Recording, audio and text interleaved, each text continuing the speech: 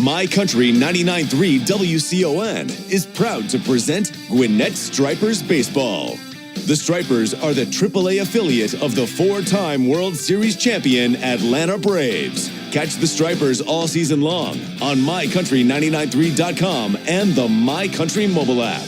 It's time to head down to the ballpark for the Cool Ray Heating and Cooling pregame show. Here's the voice of the Stripers, Dave Lizotte.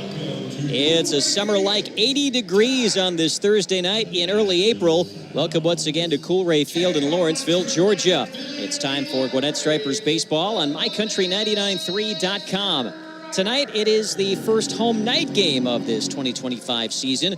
Game 3 of a 6-game series between your Stripers and the Nashville Sounds, AAA affiliate of the Milwaukee Brewers. And the Stripers are 2-0 on this opening homestand. That following an 0-3 start on the road, they take on a Sounds club that is struggling right now. They've lost 4 in a row and are 1-4 for the season. And for the Stripers, it's been dominant pitching leading the way. Gwinnett Hurlers have struck out 30 in back-to-back wins, 5-1 on Tuesday, 4-1 yesterday afternoon. The Stripers have Atlanta Braves catcher Sean Murphy back in the lineup after he had yesterday off. Murphy batting third and doing the catching tonight as part of a veteran battery. The starting pitcher for the Stripers, 32-year-old right-hander Chad Kuhl, a former Pirates, Rockies, Nationals, and White Sox pitcher, makes his second appearance and first start with Gwinnett. Kuhl 0-1, 13.50 ERA. And across the way for the Nashville Sounds, it is 23-year-old right-hander Logan Henderson, Milwaukee's fourth-round pick in 2021, now ranked the Brewers' number 13 prospect by MLB.com. Henderson making his second start of the young season. He is 0-1 with an 11.25 ERA. First pitch on this throwback Thursday, set for 7:05 p.m. Until then, it is the Cool Ray Heating and Cooling pregame show. And after the break, it is the pregame interview. Coming off 4 no-hit innings and 5 strikeouts in his Stripers debut yesterday, right-hander Nathan Wiles joins me next. This is Gwinnett Stripers baseball on MyCountry993.com. Just like how Chopper does it all for the Stripers, Cool Ray does it all too when it comes to your home's needs. Along with heating, cooling, plumbing, and electrical services, did you know that Cool Ray also offers insulation and water treatment? Simply schedule your free attic inspection, free at-home water test, or any other visit online and on your own time at coolray.com.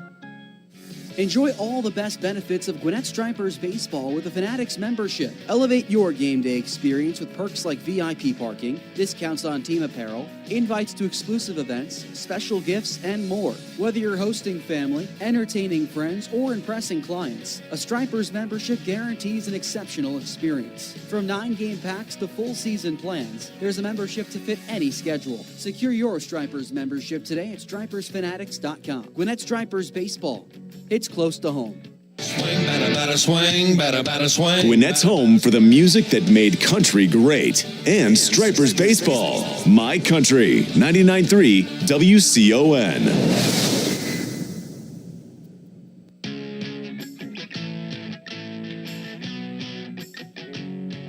The Cool Ray Heating and Cooling pregame show continues here from Cool Ray Field as your Stripers get set for Game 3 of this 6-game series against the Nashville Sounds. Dave Lizotte joined by yesterday's starting pitcher, right-hander Nathan Wiles. And it was quite a Gwinnett debut for you yesterday. 4 innings pitched, no runs allowed, no hits allowed. You only walked 1 and struck out 5. First things first, what worked so well yesterday?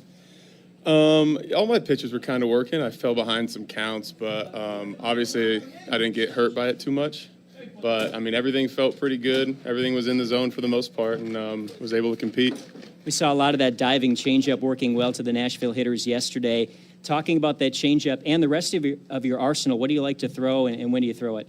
Yeah, the changeup's kind of my bread and butter. I'll throw that probably the majority of the time. I think yesterday I didn't throw it as often as I really wanted to, surprisingly. But, yeah, I have a fastball, a cutter, and a slider that goes along with it. The slider is kind of like a curveball, but it's weird. It's a weird pitch. So I call it a curveball, but the shape of it, I don't know. It's kind of hard to explain, but those are the ones I rock with, and yeah, heavy changeup, heavy cutter, and then I'll get a few of the other ones in, whenever the at bat calls for it. In making the start yesterday, it was just your second day here in Gwinnett with this ball club. You joined the team on Tuesday, and it's only been really 2 weeks since you got dealt over to the Braves by the Tampa Bay Rays. What have the last 2 weeks been like for you? Weird. for sure. I've never been traded before. I started with the Rays and then just got traded here in my 7th year of baseball, last year of my contract. So it's been weird. It's been exciting, but I'm just happy to be here and happy to be back in AAA for sure. You got a long look in spring training for the Rays. Were you surprised by the trade? What was your reaction to it? I don't know. I'm not really surprised by anything anymore. You know, I've seen a similar situation happen to, you know, a ton of others.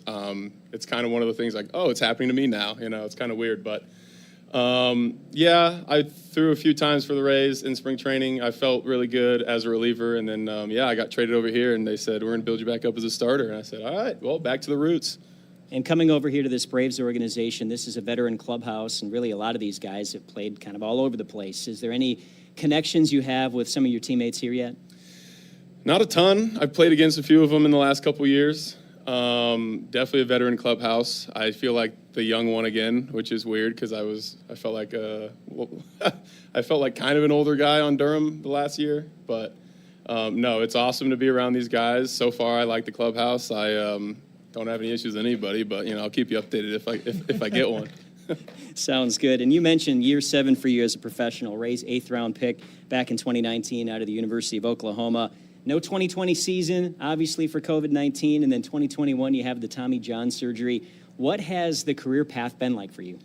It's been long. You know, in 2020 I played some winter ball overseas, and then right at the end I blew my arm out and had to get some surgery, and which held me out for another year of baseball. So that was a pretty long 2 years. But overall, it's been exciting. It's been really fun. You know, I love playing baseball. I love the game. I love the guys. I love the clubhouses. So all in all, it's awesome. It's awesome. And as you mentioned, not the first time you pitched here at Coolray Field, not the first trip you made to Lawrenceville. Longtime member of the Durham Bulls. You faced the Stripers Club the last 3 years. In fact, your AAA debut was here at Coolray Field, I think, in 2022. What are the memories you have as a visitor at this ballpark? Yeah, that debut was good for about 3 innings, and then I went back out for the 4th and got hit around a little bit. But, you know, I've had some good games here. I've had some bad games here. I'm trying to get all those behind me and try to look to how I'm going to throw in the Stripers uniform, which got off to a pretty decent start yesterday, so just hoping to keep it rolling. And finally, this is really your 5th full season healthy in minor league baseball. You haven't yet made your way to Major League Baseball, but what's the goal for you in 2025? Stay within myself and control what I can control. You know, in baseball, there's a lot of things that you can't control. There's a lot of stuff out of your control, and so I've had some seasons where I'm hoping for some things to happen that I really can't control, and it hasn't really panned out for me too well. So stay within myself, just be a competitor on and off the field, and then whatever happens will happen. That's one of the newest Stripers on this ball club in right-hander Nathan Wiles. Congrats on that excellent debut outing. Best of luck this season. Thank you. Appreciate it.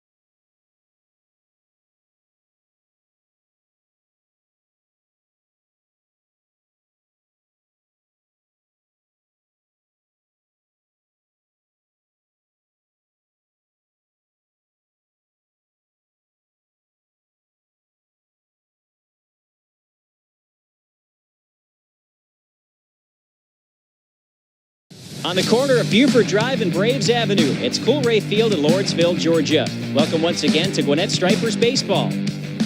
Alongside Logan Barandis, I am Dave Lazat. We get you set for Game 3 of this 6-game series between the Stripers, the AAA affiliate of the Atlanta Braves, and the Nashville Sounds, AAA affiliate of the Milwaukee Brewers. And Logan, starting to feel like summer already here at Coolray Field. The Stripers have been heating up as well in this opening homestand, off to a 2-0 start with back-to-back wins over the Sounds. And on Tuesday, they were powered by the rehabbing Sean Murphy on behalf of the Atlanta Braves. Yeah, Sean Murphy really kick-started things for the Stripers offense this week. A 415-foot home run in his first at-bat of the week. It's the second time that Murphy has rehabbed with the Gwinnett Stripers. Had a couple game stint last year. Started that with a home run as well. We take a look at the starting lineups for the Stripers and the Sounds, and there you can see Sean Murphy once again in the order after getting yesterday's game off, 11:05 a.m., so Murphy didn't play, but he'll do the catching, batting third.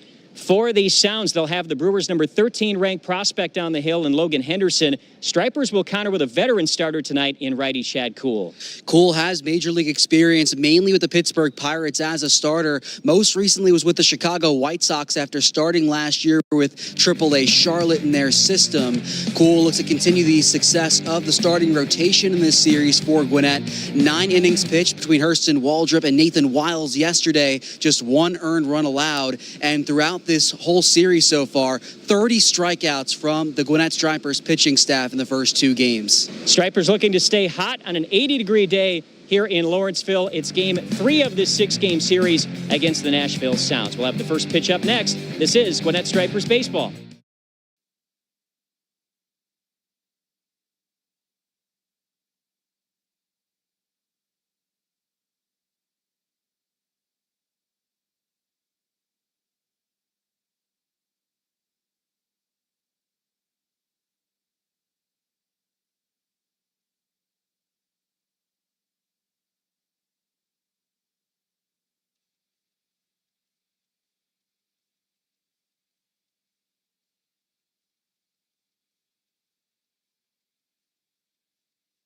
Agricom, Performance Food Service Atlanta, and Wyndham Hotels. The Stripers are ready for the first pitch. Here with the call is Dave Lazat.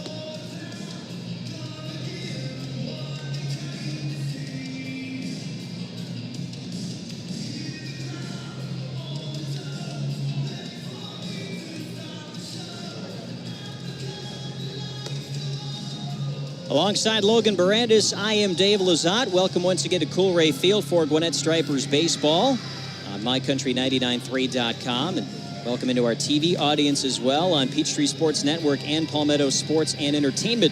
Game 3 of the 6-game series, the Stripers taking on the Nashville Sounds AAA affiliate of the Milwaukee Brewers. Completing his warm-up tosses is righty Chad Kuhl. We'll get some background info on him in just a moment as Garrett Spain is set to lead it off for Nashville. It's Spain, Andrew Monasterio, Caleb Durbin in the 1-2-3, Ernesto Martinez Jr., Jorge Alfaro, Reynel Delgado 4, 5, and 6, Wes Clark, Jimmy Herron, and Adam Hall in the 7, 8, and 9 spots for the Sounds tonight. Got time on the field. James Jean, the home plate umpire, is slowing things down for us here. And finally, in from the left side is the center fielder, Spain. Staring over the top of the black-colored mitt is Chad Kuhl. He'll kick and deal. First pitch line into center field, a base hit. We get underway right at 7:05 p.m. and a solid single to center for Spain gets it going. 32-year-old Chad Kuhl making his second appearance, first start for the Stripers, and his home debut in a Stripers uniform tonight. Yeah, first start, not his first appearance for Chad Kuhl. He pitched in Game 2 of the Charlotte series, got the loss in that game, went 2 2/3 innings, struck out 1, walked 1 batter in that game. The Stripers had a lead, blew it later on in that outing. Andrew Monasterio took a big swing and miss, and now he'll take a called strike on a slider from Kuhl. And the count quickly at 0-2 on Monasterio, the shortstop batting second. Chad Kuhl, longtime big leaguer, longtime AAA pitcher as well. Here's the 0-2. Swung on, popped up, sky high, first base line area. This is Garrett Cooper, and as he heads toward the plate, he'll make the catch. 1 gone in this first inning. And that'll bring up Caleb Durbin while we take a look at your Stripers defense. Yeah, the headliner behind the dish is Sean Murphy making his second rehab appearance. Garrett Cooper just made the catch over at first. Matt Batten is your second baseman. Luke Waddell's had a hot series over at short. Charles LeBlanc takes over at the hot corner at third. A bunt shown by Caleb Durbin. Missed on the bunt. Sean Murphy active behind the plate. Goes throwing down to first base on a back pick attempt on Garrett Spain. Throw is late. Spain is safe. And the count 0-1 on Durbin, the lone prospect in this lineup for Nashville. Ranked number 22 for the Brewers. Here's the 0-1. And he's bending at the knees to take a sweeper strike from Kuhl to count to 0-2. Quick look at the outfield. Luke Williams moves back into it at left field today. Jake Marisnik had the day off in yesterday's game. And Eddie Alvarez goes from left to right field. Check swing. They appeal down to first, and they say Durbin committed to another sweeper at 76.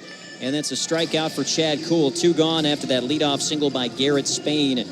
Your umpire crew tonight: James Jean, the crew chief behind the plate. Tom O'Neill is at third. Charlie Ramos at second. And Ray Valero at first. And here is Ernesto Martinez Jr., the left-handed hitting first baseman in the cleanup spot. Runner goes, pitch a strike. Throwing down to second is just late. It's on the shortstop side of the bag as well from Murphy. And a stolen base for Garrett Spain. That's his first of the year. This is a Nashville club that wants to be aggressive on the base paths. They don't possess a ton of power. They haven't had the opportunities to be aggressive so far in this series. A 1 pitch, swung on, lifted to shallow right field. A couple of steps back now, rounding off is Eddie Alvarez. He'll face up and make the catch. And that is all for the top of the first. Leadoff single greets Chad Kuhl, but nothing doing after. And we'll head to the bottom of the first here at Coolray Field. A scoreless game with your Stripers coming up for the first time against Nashville. This is Gwinnett Stripers baseball. If you're looking for a new... The balance of the group is standing out today. Dell toward the berm. Fabian track wall. Dell. He's got 3 today and 20 on the season. Adrian Del Castillo with 3 bombs. Hit 2 last week against Sacramento. Has 3 today. Del Castillo, you cannot get him out.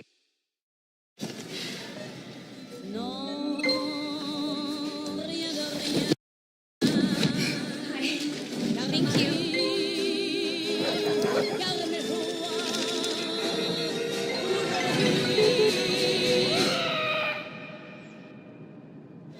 Hey, what do you do here?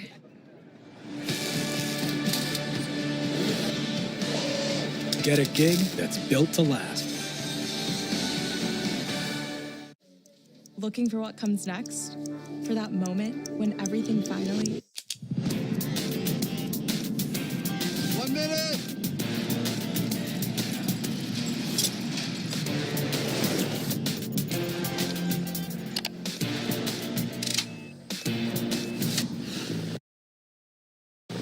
Whichever path you choose, it starts here.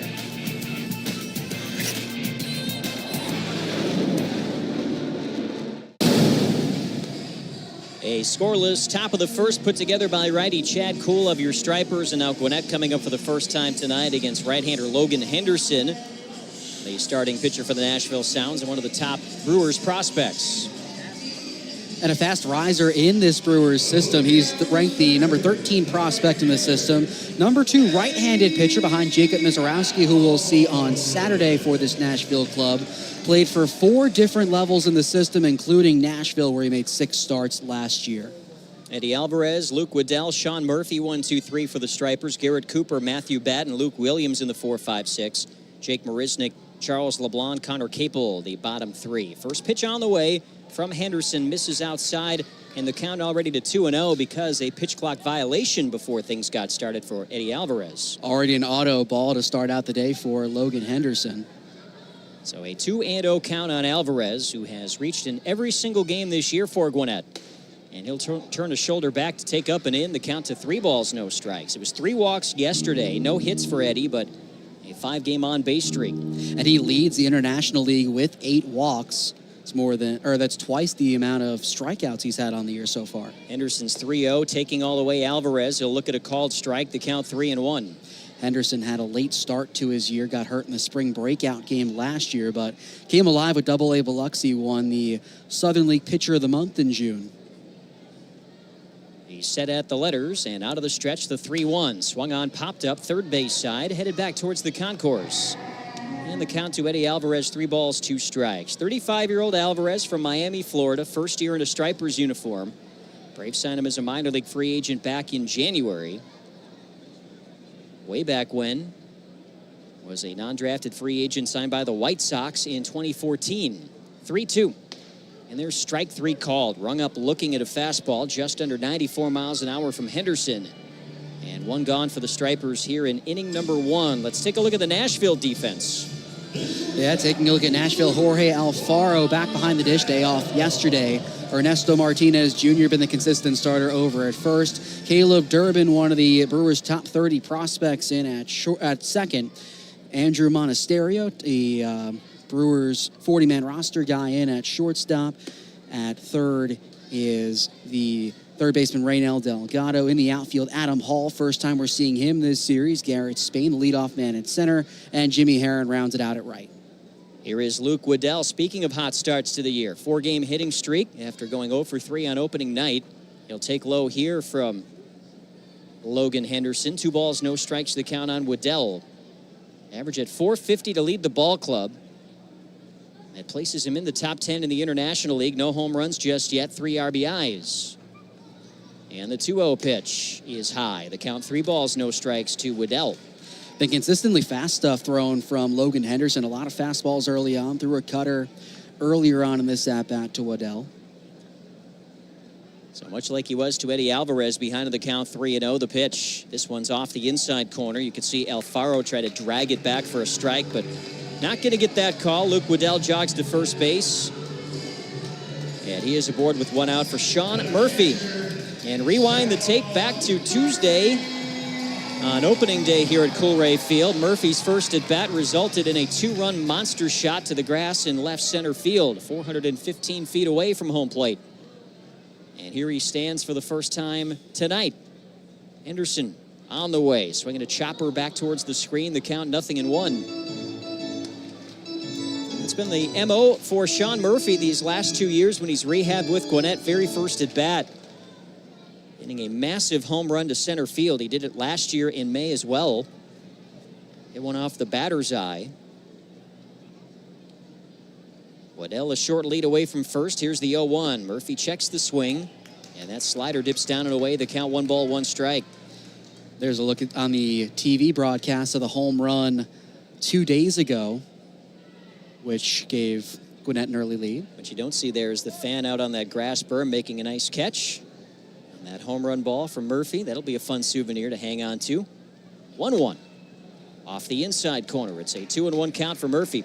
Even saw it during batting practice today. Hit one a couple levels up in the field house.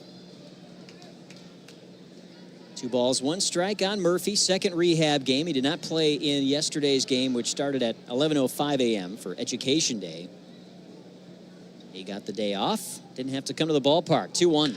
Hard line drive at a base hit into left. Sean Murphy's second hit on the rehab. Again scalded. 107 off the bat. And lined out of the reach of the shortstop, Andrew Monasterio. 2 on with 1 out for Garrett Cooper.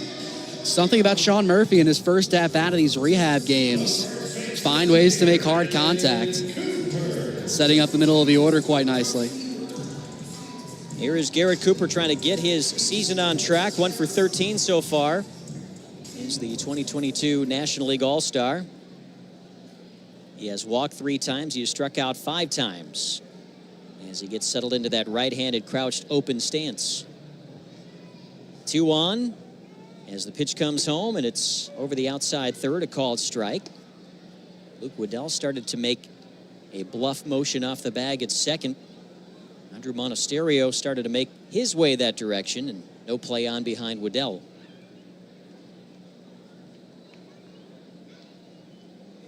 Henderson's 0-1. Backhanded down and away. The count 1 ball, 1 strike on Cooper. First year with his Braves organization.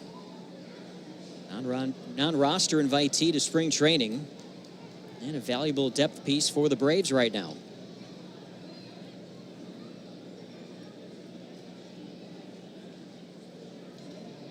Here's the 1-1. Again missing is Logan Henderson. He's thrown a lot out of the zone in this first inning. Yeah, struggling to hit the zone. He was down in the count 3-0 to Eddie Alvarez. Managed to come back in that at-bat ever since things haven't gone his way early on. 2 balls, 1 strike, the count on Cooper.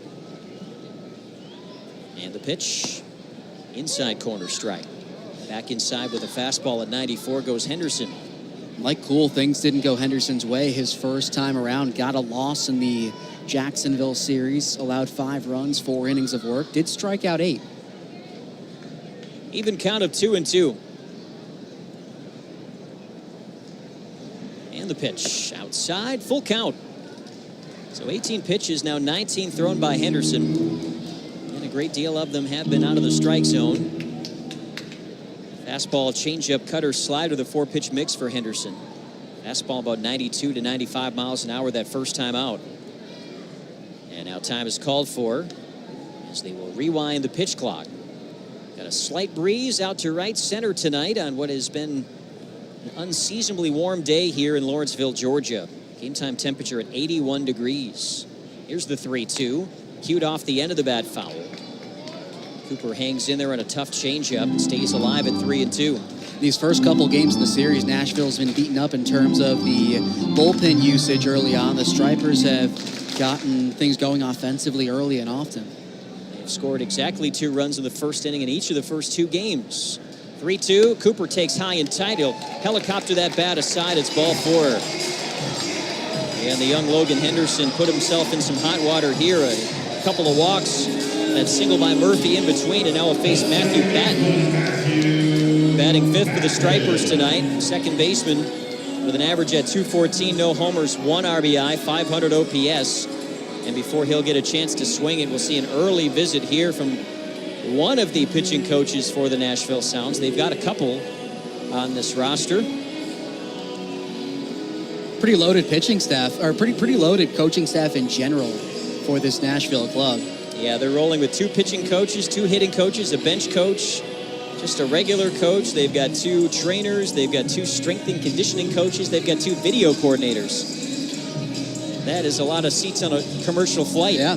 Just for reference, by the way, of how well Gwinnett's seeing the ball these first couple games of the season, they're tied for second heading into this game in terms of walks. They're 3 behind first place Scranton Wilkes-Barre. So an opportunity with the bases loaded here for Matthew Batten. First time he has hit with the bases loaded. Stripers as a team hitting .167, no homers. And the first one to him, fastball strike. Matthew Batten, the ex-Padre, signed by the Braves as a minor league free agent in February of this year.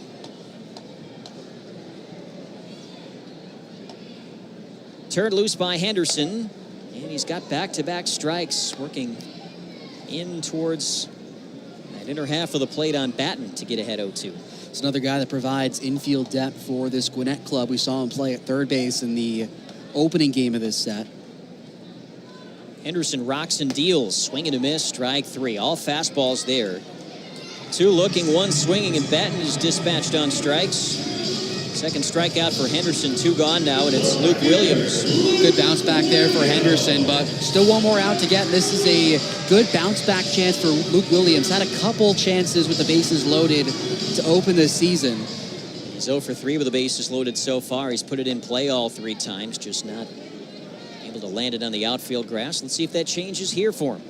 First pitch is low, ball 1. The TV viewers got a chance to see that swinging strike 3 on Matthew Batten. Elevated fastball, 94 across the letters. Tough to catch up to it in that spot.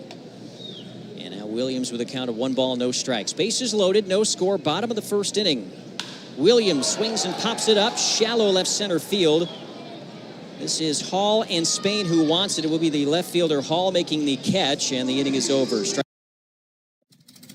There have always. And just 2 walks in August. Fly ball the other way. Espinosa, the left fielder, right by the wall. He's over it, tumbles over. Did he hang on? He did. An incredible grab by Leonel Espinosa over the wall.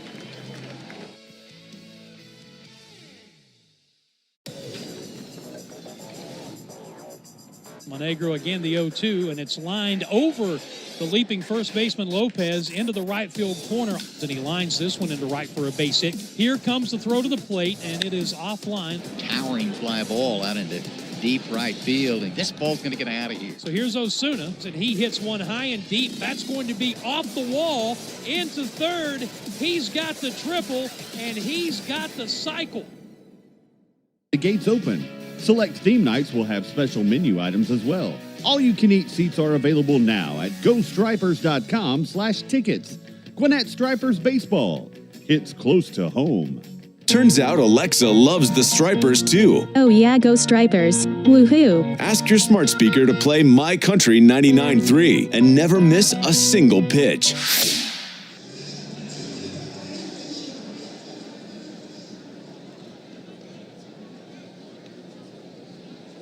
On to the top of the second from Coolray Field in Lawrenceville. No score between the Stripers and the Sounds. First pitch up the middle off the foot of Cool. That'll roll into foul ground. And Jorge Alfaro takes a wide turn and holds it first with his first hit of the season. He had been 0 for 12 coming into that at bat. He squares one right off the foot of Cool, who appears to be just fine, except for the fact that he deflected that ball into foul territory, and it ends up a leadoff single. It's 4 strikeouts during that stretch for Alfaro as well, but yeah, the fortunate thing, Chad Kuhl does seem to be fine walking around, but it's the second straight inning Nashville's gotten a first pitch single. And they had a leadoff single from Garrett Spain, who got to second on a steal. Scoring the bunt here, Reynel Delgado. And Kuhl misfires up around the shoulders for ball 1. Left-handed hitting Delgado, the third baseman batting 6th, 231 average, no homers, 2 RBIs, 2 steals, 683 OPS. The kick and the pitch from Kuhl. And over the outer third, a strike and a backdoor slider, 1 ball, 1 strike. Chad, obviously a guy with starting experience at the major league level, mainly with the Pittsburgh Pirates for a long period of time. Runner goes, pitch low for a strike though. Throwing down to second will not be in time.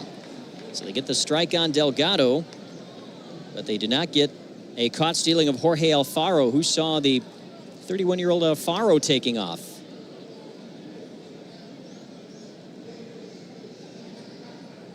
Here's the 1-2 pitch. Grounded to the right side. Waiting back on it, juggling and recovering. Throw to first by Matthew Batten is in time. That'll force out Delgado for 3, but it's a productive out at moving Alfaro down to third base.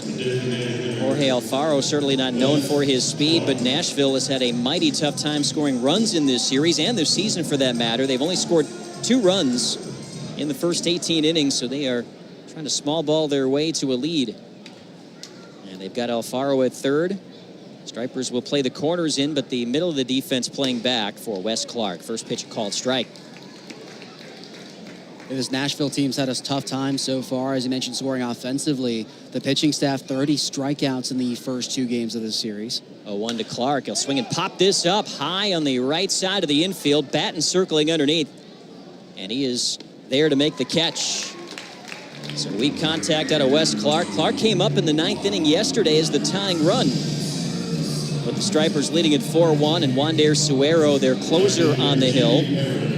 Clark had 18 homers a year ago for Nashville, 6 off the Stripers, but so far he has been quiet in this one, including that at bat. 2 gone, and here is Jimmy Herron. Herron off to a 1-for-18 start to his year, 0.56 average with 7 strikeouts. And there's that slider wrapping around the body of Herron and into the strike zone. Officially called that the sweeper of Kuhl. He's got slider, fastball, changeup, sweeper, and sinker in his wide and varied arsenal. Popped up here, shallow center. It's going to stay near the infield. Shortstop Waddell gloves it, and that's all for the top of the second. Leadoff.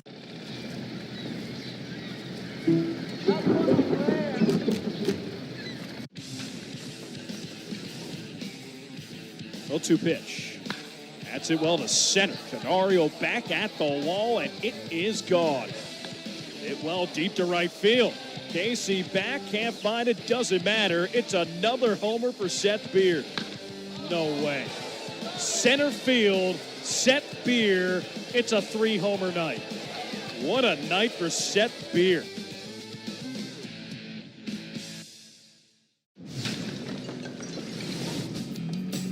Pitch.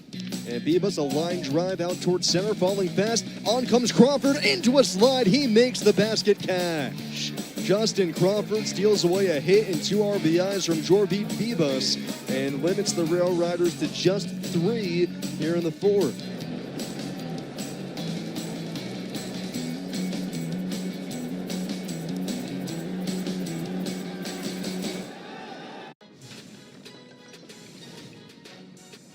There's a look at Jack Ohanowitz on the hill. Did he go around again? Check swing. Yes, he did, says Tom O'Neill. Next offering. Swing and a miss. Here's the 0-2. Let up, swing and a miss. The 1-2. Curve, a swing and a miss. Here's the 1-2. Called strike 3. 3-2. Swing and a miss. Strike 3. There's a on priority for post-game kids run the bases and more. Parents can even join in on the fun with a specially priced parent pack. Find out more and sign up today at GoStripers.com. Gwinnett Stripers Baseball. It's close to home. Reeling in more of the music that made country great after the game on My Country 99.3 WCON.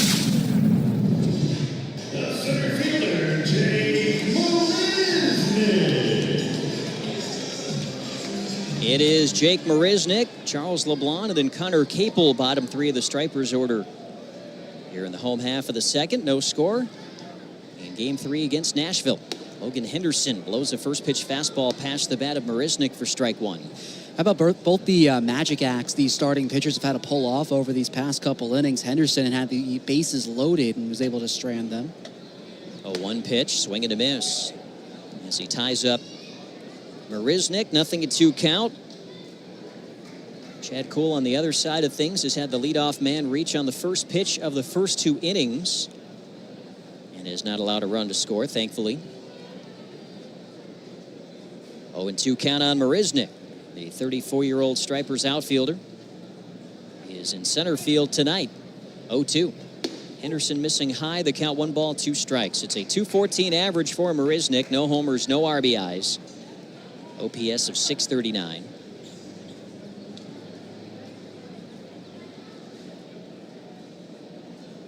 One-two pitch, fouled back to the screen. It remains 1-2. He's someone who's been seeing the ball better as the season's gone on. Got his first hit in the final game of the Charlotte series on Sunday. Been putting together some good contact as this series has gone on too. 3 for his last 7 in this set. Facing a 1-2 pitch from Logan Henderson. It is airborne, and he taps it back towards the mound. Henderson coming off the front edge. He'll send it over to first base, and gone is Marisnick. 1-3. Hit that changeup straight down in front of home plate and taken care of by Henderson. And ever since that mound visit early in the first inning with Henderson, he's been finding that strike zone better. Had 2 walks early in that first inning, but since the mound visits, retired 3 in a row. Here is Charles LeBlanc, owner of the game-winning 2-run single that happened in the first inning yesterday. Didn't know it at the time, but it would be enough to get the Stripers the win. He'll swing and foul this off to the right for strike 1. First 2 RBIs for LeBlanc in a Stripers uniform. His average at 200, 561 OPS. Feet close together in that right-handed stance. No bend in the knees at all. Here's the 0-1. And over the inside corner. Slider strike from Henderson. 0-2 on LeBlanc. Had some excellent defensive work yesterday as well, did Charles LeBlanc. Here's the 0-2. And this is fisted shallow right field. It's over the head of the first baseman, Ernesto Martinez Jr. Well, that was in on the hands of Charles LeBlanc, but enough strength to muscle it out to shallow right, and he's aboard with 1 gone in the second. He's had a couple of those off the end of the bat type swings and had a double in game 1 of this series go that way. So LeBlanc over at first base. Has not attempted a steal yet through 5 games on the year. Here's Connor Capel, the DH, batting 9th tonight.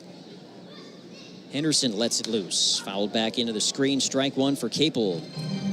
Connor Capel trying to break free from an 0-for-10 start. He has walked twice, 5 strikeouts for the former Memphis Redbird and Louisville bat.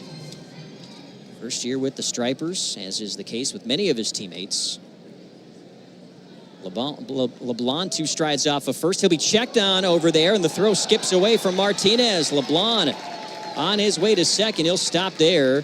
Throw coming in towards the mound, skips off and ends up over at third base with Reynel Delgado. So that'll be an error on the pickoff attempt by Logan Henderson. It puts LeBlanc at second. An on-target throw would have had a chance to get LeBlanc. He had a pretty big lead off at first. Instead, it's a man in scoring position. These runners been aggressive so far today. You got Nashville with 2 stolen bases early on. Now this E1 to Henderson. You're looking at 2 clubs that were near the top of the International League in team stolen bases a year ago. Stripers finished second in the circuit. Different year, though, different personnel, but again, still similar profiles of these clubs with the same managers. Kaneko Teixeira, year 2 for Gwinnett. And Rick Sweet, year 6 overall with Nashville. 1 ball, 1 strike, the count on Connor Capel.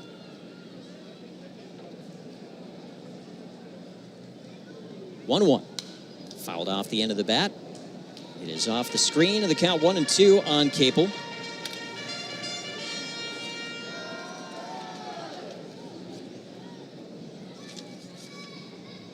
No score, bottom of the second here from Coolray Field in Lawrenceville.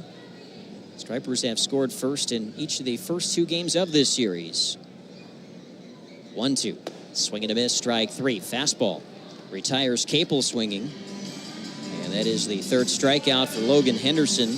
2 gone in the second. We go to the top for Eddie Alvarez. Slow start continues for Capel, just unable to catch up to the 93-mile-an-hour heater. Well, Alvarez, uncharacteristic in the first at bat, looked at a called strike 3 and a 3-2 pitch. Logan, as you pointed out, leading the IL in walks coming into the action. And the first one missing low and in here for ball 1. Had the chance to add on to it, was up 3-0 in that count. It was a nice job by Henderson battling back with a couple of called strikes and eventually sitting down Alvarez. Tough man to strike out. Here's the 1-0. Outside, 2 balls, no strikes. Eddie Alvarez, the 2-time Olympian, speed skater in the Sochi Olympics, and played baseball and won a silver medal in the Summer Games. 2-0, the count on Alvarez, the pitch. And that's high, 3-0. So here he is once again, 3-0 on Henderson.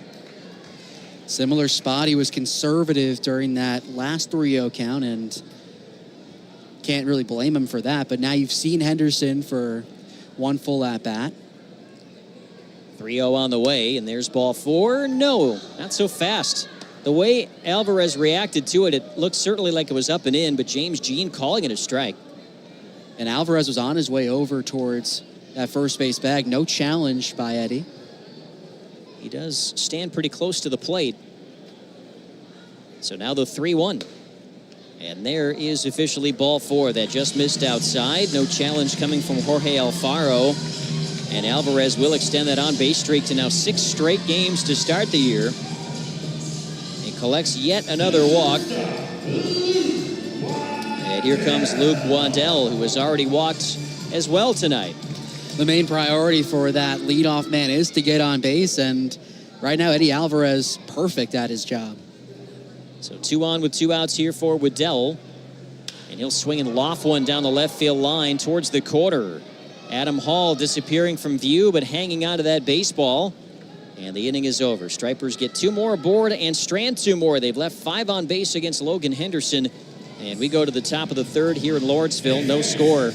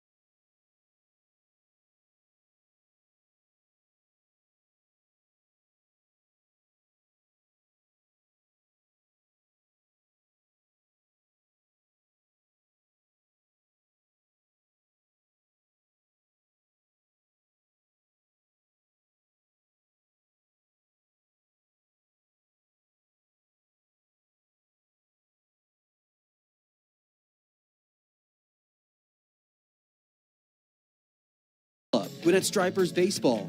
It's close to home.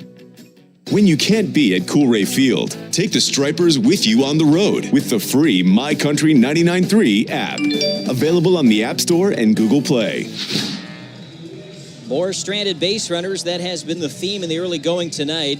Stripers have left 5 on base. Nashville has stranded 2. And we go to the top of the 3rd. No score. It is Adam Hall, Garrett Spain, Andrew Monasterio. 9-1-2 coming up for the Sounds against righty Chad Kuhl. He'll lift the leg and come home. And a first pitch strike, nothing in 1 count on Hall. Our first look at this Sounds left fielder in the 9 spot. Did not play the first 2 ball games. .333, no homers, no RBIs. And way outside goes Kuhl to count 1 ball, 1 strike.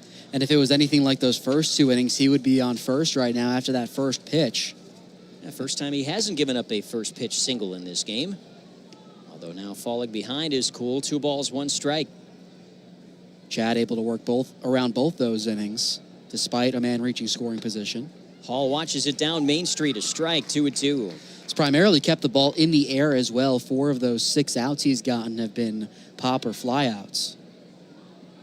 And now the 2-2. Sailed away. It's a full count to Hall, 25 years of age from Ontario, Canada. 1 of 2 Canadians playing in the game today. The other, of course, is Charles LeBlanc of your Stripers. Swinging a foul tip that catches a piece of Sean Murphy behind the plate. Hall was playing in Canada as recently as last year. Started this season in the American Association with the Winnipeg Gold Eyes. Ended up finishing up 53 games with AA Biloxi in this Brewers system. He'll swing and foul tip it to the glove for strike 3. So Chad Kuhl picks up his 3rd strikeout. First time he's retired the leadoff man in an inning tonight. We go back to the top for Garrett Spain, who's 1 for 1. Got the fastball in to finish the at-bat. Kuhl struggled with finding his location on that fastball in Charlotte.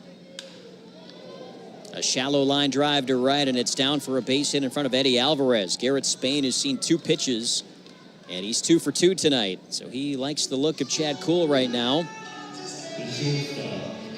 We've seen 3 different leadoff batters in this series. Caleb Durbin was up in the leadoff spot on Tuesday. Andrew Monasterio batted there yesterday.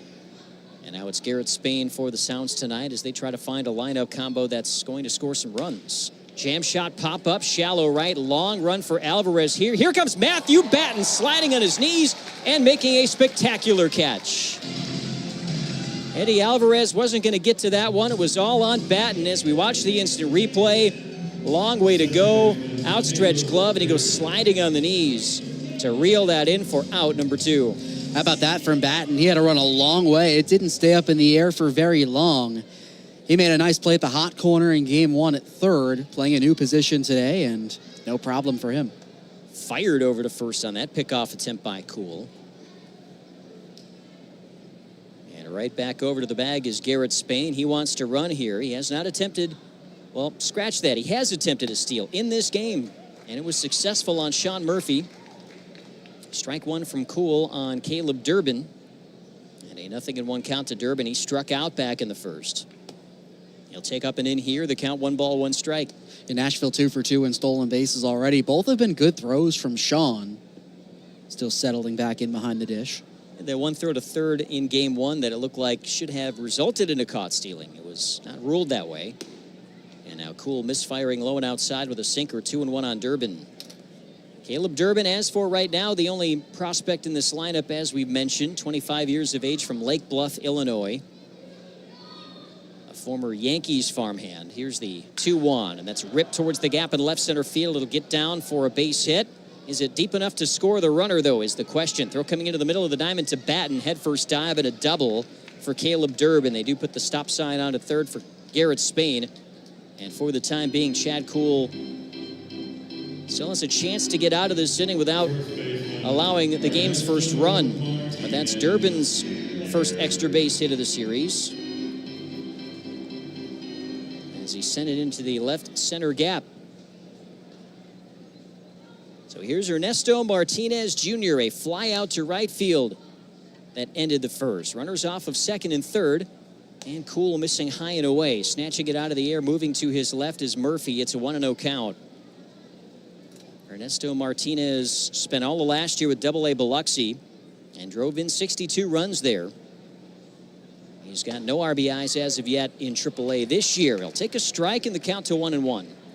He's the only guy who was able to get on base against starter Nathan Wiles yesterday for Gwinnett. Cool with the closed off stance on the mound. Arm coming around with the 1-1, and he'll miss away. It's 2-1.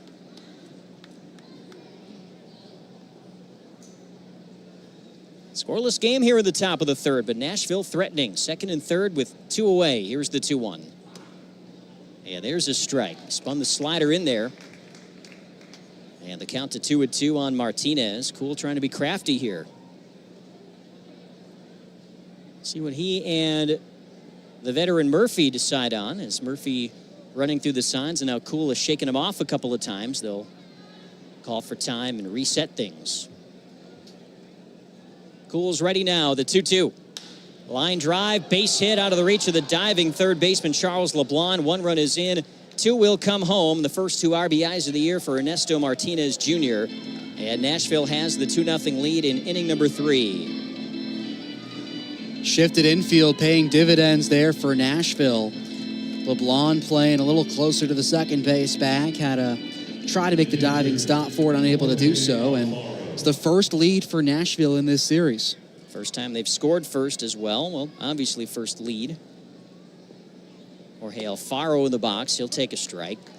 So Chad Cool had worked his way out of trouble in the first and the second. Left runners in scoring position both times, but cannot quite get out of it in the third inning. And now trying to limit the damage to 2 as he'll miss off the outside corner here for a 1-1 count on Alfaro. Jorge Alfaro finally notched his first hit of the season, a comebacker off the foot of Cool that led off the second inning. Here's the 1-1, and it is sent skyward down the left field line, deep towards the corner. This ball is that a fair ball? It is. It's a 2-run homer for Jorge Alfaro. Well, so much for limiting the damage. That 2-run shot will boost the lead for Nashville to 4-0 over the Stripers. That was one that was debatable pretty much the entire way down, whether it would stay fair or foul. But Jorge Alfaro, after a rough start to the year, like you mentioned, able to pick up things and hit that one 374 feet, just able to get out of Coolray Field. You don't see too many that land inside that foul pole down the left field line. It seems like every time one is sent that way, it hooks foul, but not the case here for Jorge Alfaro. His first homer of the year. And is Nashville's first home run of the series as well. And they have a lead of 4-0 over the Stripers. Reynel Delgado batting now with 2 gone and the bases empty. Delgado 0 for 1. Grounded out to Matthew Batten in the second. The pitch low and in. And a 1-1 count. Nashville only had 1 home run heading into this entire game. It was Caleb Durbin in the opening series against Jacksonville in Nashville. Here's the 1-1. Swatted foul first base side. Cloud of dust kicks up around Sean Murphy. The count 1 ball, 2 strikes. By the way, speaking of Sean Murphy, the expectation is 7 innings for him again tonight, much like he played on Tuesday. As he works his way back from the left to ribcage fracture. Line drive, right field base hit for Delgado.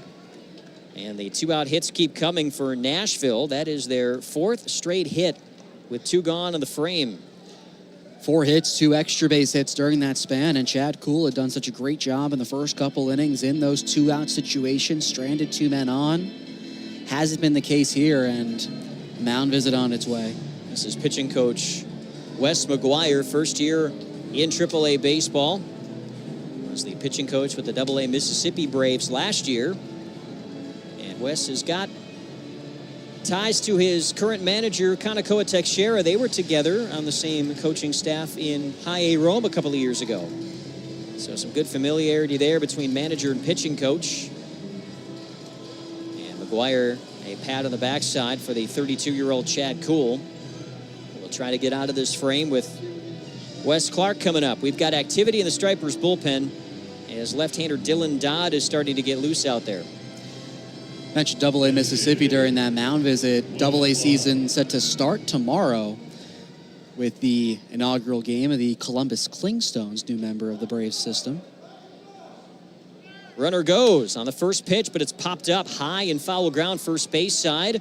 Garrett Cooper over in enemy territory. He's got space, and he'll make the underhanded catch to end the inning. But the damage done for Nashville, a breakout frame. Max Clark, 5th player in Lakeland history to go to the Futures game. 2-2, high drive, deep to right, to the tall wall, and it gets over the tall wall. Home run for Max Clark. 7th bomb of the year for the 3rd overall pick in last year's draft. There's a reason why he was in the Futures game, folks. Clark sees the future with a solo home run and gives Lakeland a 1-0 lead. Looking for what comes next, for that moment when everything finally...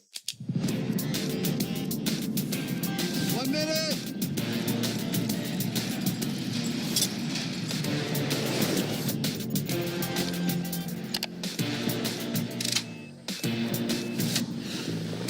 Whichever path you choose, it starts here.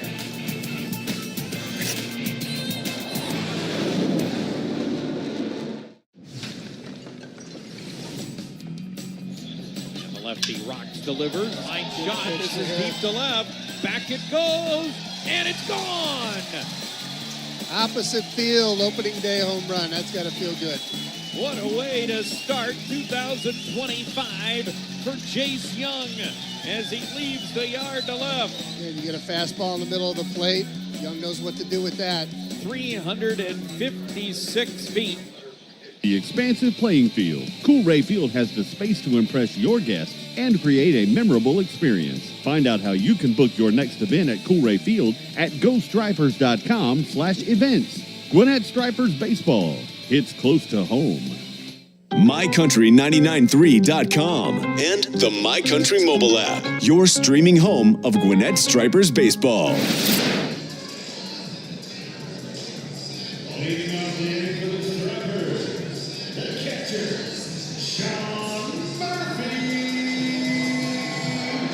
Well, Stripers fans, as we start the bottom of the 3rd, a reminder that every Stripers home run this season is sponsored by SoFi. Hit a financial home run with SoFi, the all-in-one finance app where you can bank, borrow, and invest. Download the SoFi app today to get your money right. Sean Murphy with a 2-run homer on Tuesday.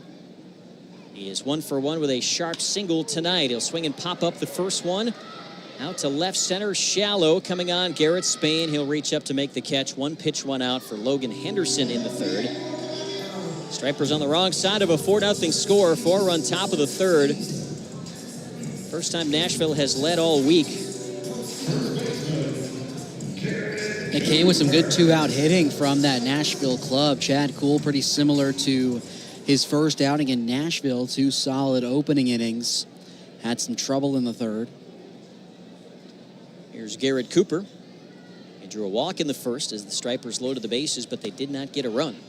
First pitch low from Henderson, 1-0 count. As you've talked about, Logan, we saw Chad Kuhl in relief in his first appearance, in relief of Spencer Strider. You will see make a rehab start for the Stripers tomorrow night. Here's the 1-0, and that's low and away. So Kuhl essentially was working starter-type innings, or at least starter-type pitch count, out of the bullpen that last time out. Already this rotation has been interesting to follow along with for the Stripers with all the movement to Atlanta. Pitches outside to Cooper, 3 balls, no strikes. We've seen Bryce Elder go up. Zach Thompson, before he could even make his first Striper start, as he was slated to do this week, called up. They're both on the Major League roster at the moment. Henderson's pitch, it's a strike. On the inside third, it's 3-1. You got all that. You got converted reliever to starter Chasen Shreve rounding out that Charlotte series. 3 balls, 1 strike, and the pitch. Ball 4. That was pretty close. Alfaro's not going to challenge here. We've seen these teams utilizing the challenges quite a bit the first 2 games. The Stripers and the Sounds both yesterday ran out of challenges. No challenges so far, despite some close pitches, and see Alfaro trying to push this one back up in the zone on the TV broadcast, but Cooper not biting. He's walked twice. And that's 4 walks handed out now by Logan Henderson. It has not exactly been dominance from him as of yet. Matthew Batten in the box. First pitch is a strike down the middle, 0-1. Stripers out hit 7-2 in the early going, and they're trailing the game 4-0. Batten 0 for 1 with a strikeout. And the 0-1 pitch is hammered down the right field line, but headed foul. Batten saw all of 3 pitches the first time up against Henderson. All 3 were fastballs, including the one that he swung at for strike 3. It was a big turning point for the Stripers in that first inning. They had the bases loaded, 1 out, and go on to get nothing. 0-2 on Batten. And the pitch, he almost got caught by that. Nearly grazed the jersey sleeve. The Stripers are in the retro faux backs tonight for Throwback Thursday. They will wear these alternate uniforms every Thursday night from here on out. This is a jersey that they've typically worn during the day historically, but pretty neat to see it under the lights. Here's the 1-2. Swing and a miss, strike 3. Jumping at that fastball once again is Batten, and he is gone on a strikeout for the second time. 2 gone, and that will bring up Luke Williams. Similar result for Batten, just unable to catch up to the high fastball, and he was the second out in that first inning. Luke Williams, the one who ended it. Williams has had 4 chances with the bases loaded already this year, and is 0 for 4 now as he bats with Garrett Cooper aboard at first. He'll swing and ground one out to short. Moving to his right is Monasterio. He'll take the short throw to second, and the fielder's choice on Cooper closes up a scoreless third inning. We go to the top of the 4th here from Cool.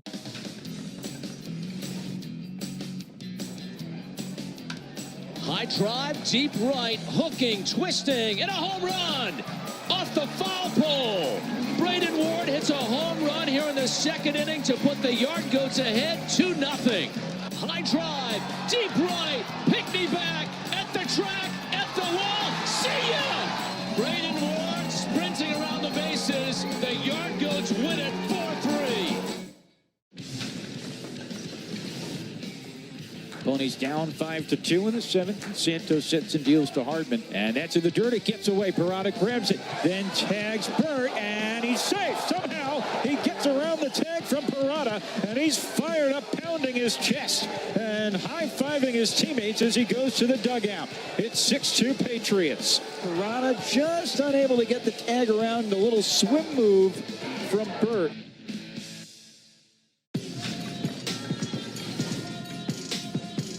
Leadoff batter, top 8. The pitch to Kingery.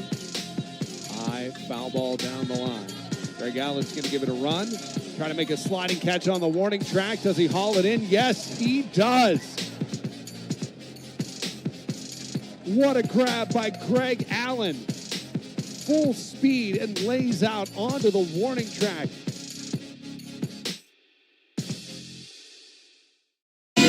Start your day with a recap of all the baseball action every morning with Joel and Mary on My Country 99.3 WCON. Stripers trail Nashville 4-0 as we go to the top of the 4th. Logan Barandis will take over the play-by-play for the next 3 innings.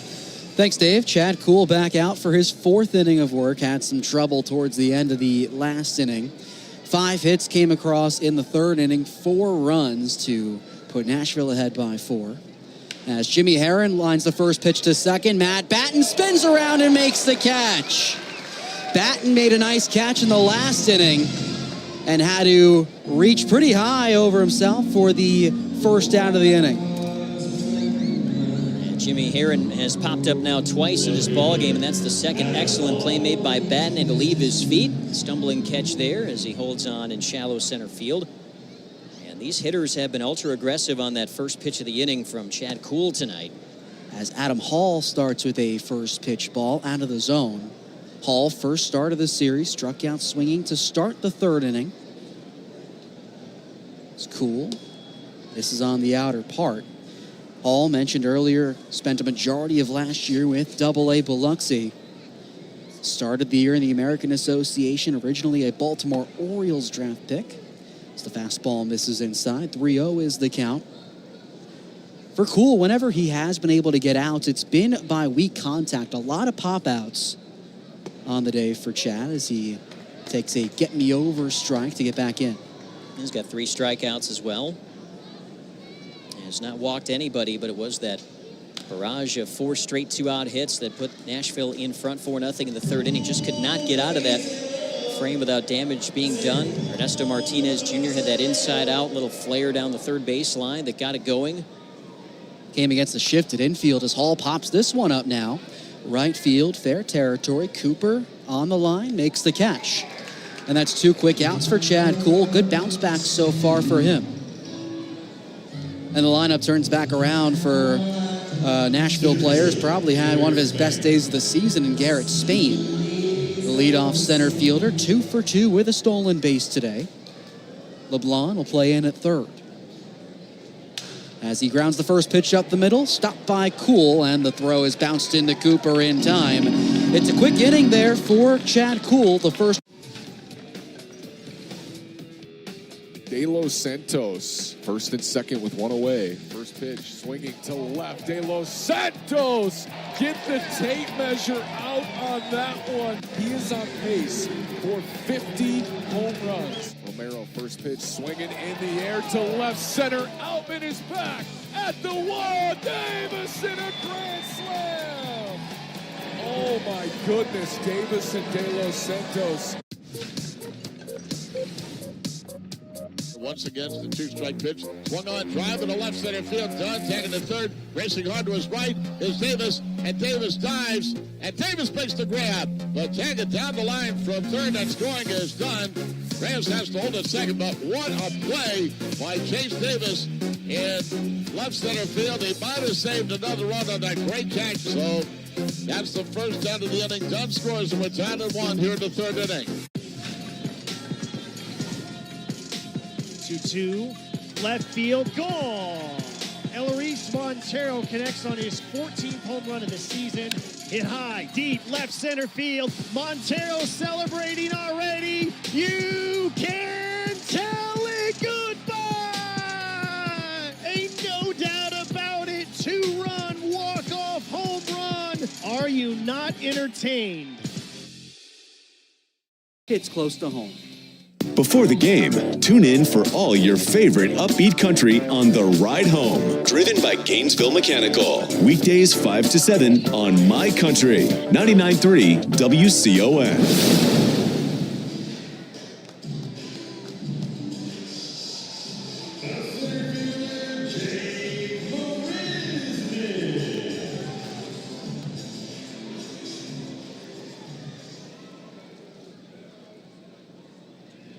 Logan Henderson stranded a couple on in the first few innings, put together a nice third as Jake Marisnick takes outside for the first pitch. Marisnick 0 for 1 so far, grounded out to Henderson back in the second. That led off the frame.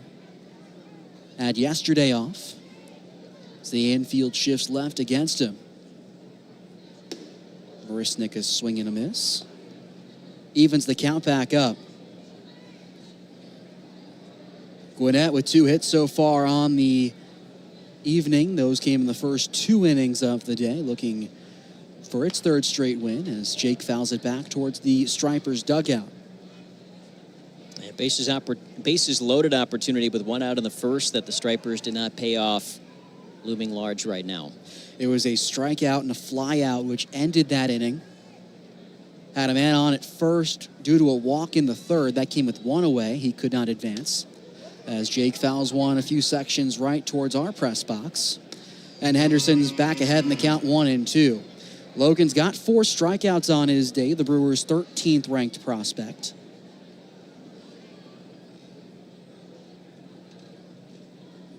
It's in command here through a slider on that last foul ball. It's the bottom of the Stripers' order as Marisnick fans and misses for strike 3. And Logan Henderson is strikeout number 5. Well, Stripers fans, you can upgrade your experience to an all-you-can-eat seat every Friday, Saturday, and Sunday. For just $37, you'll receive 1 baseline box seat and access to a buffet of hot dogs, burgers, popcorn, and soft drinks. Secure your all-you-can-eat seat today at GoStripers.com/tickets. Brings in Charles LeBlanc, who singled for the last Stripers hit of the day back in the second. He took a first pitch strike. He's had a couple this year where he's gone off the end of the bat. It's gone to the opposite side, and as such, the infield not shifted. Everyone just playing back against Charles. As he takes the 0-1 that gets past Alfaro. LeBlanc, good day yesterday, had the 2 RBI single in the first, gave the Stripers a lead they wouldn't give up, and Dave, you kind of alluded to it earlier, the outfield assist he played a part in alongside Cody Milligan to set down one of the rare early base runners for Nashville. A heads-up play off of first base yesterday, tagging out Ernesto Martinez Jr., who had taken off on a pitch, had gotten past second base and didn't touch second on his way back to first. Cody Milligan made the catch in shallow right field, came throwing back into the middle of the field, and was the first baseman LeBlanc that had tagged out Martinez. Henderson missed high on a fastball, and LeBlanc responds with a foul ball. Ricochets near the Nashville dugout, ends up on top of it. Evens the count back up. Henderson just a touch over 60 pitches on his afternoon. Threw 4 innings in his first start of the year against Jacksonville. Struggled in that outing, looking a lot better after the first inning here.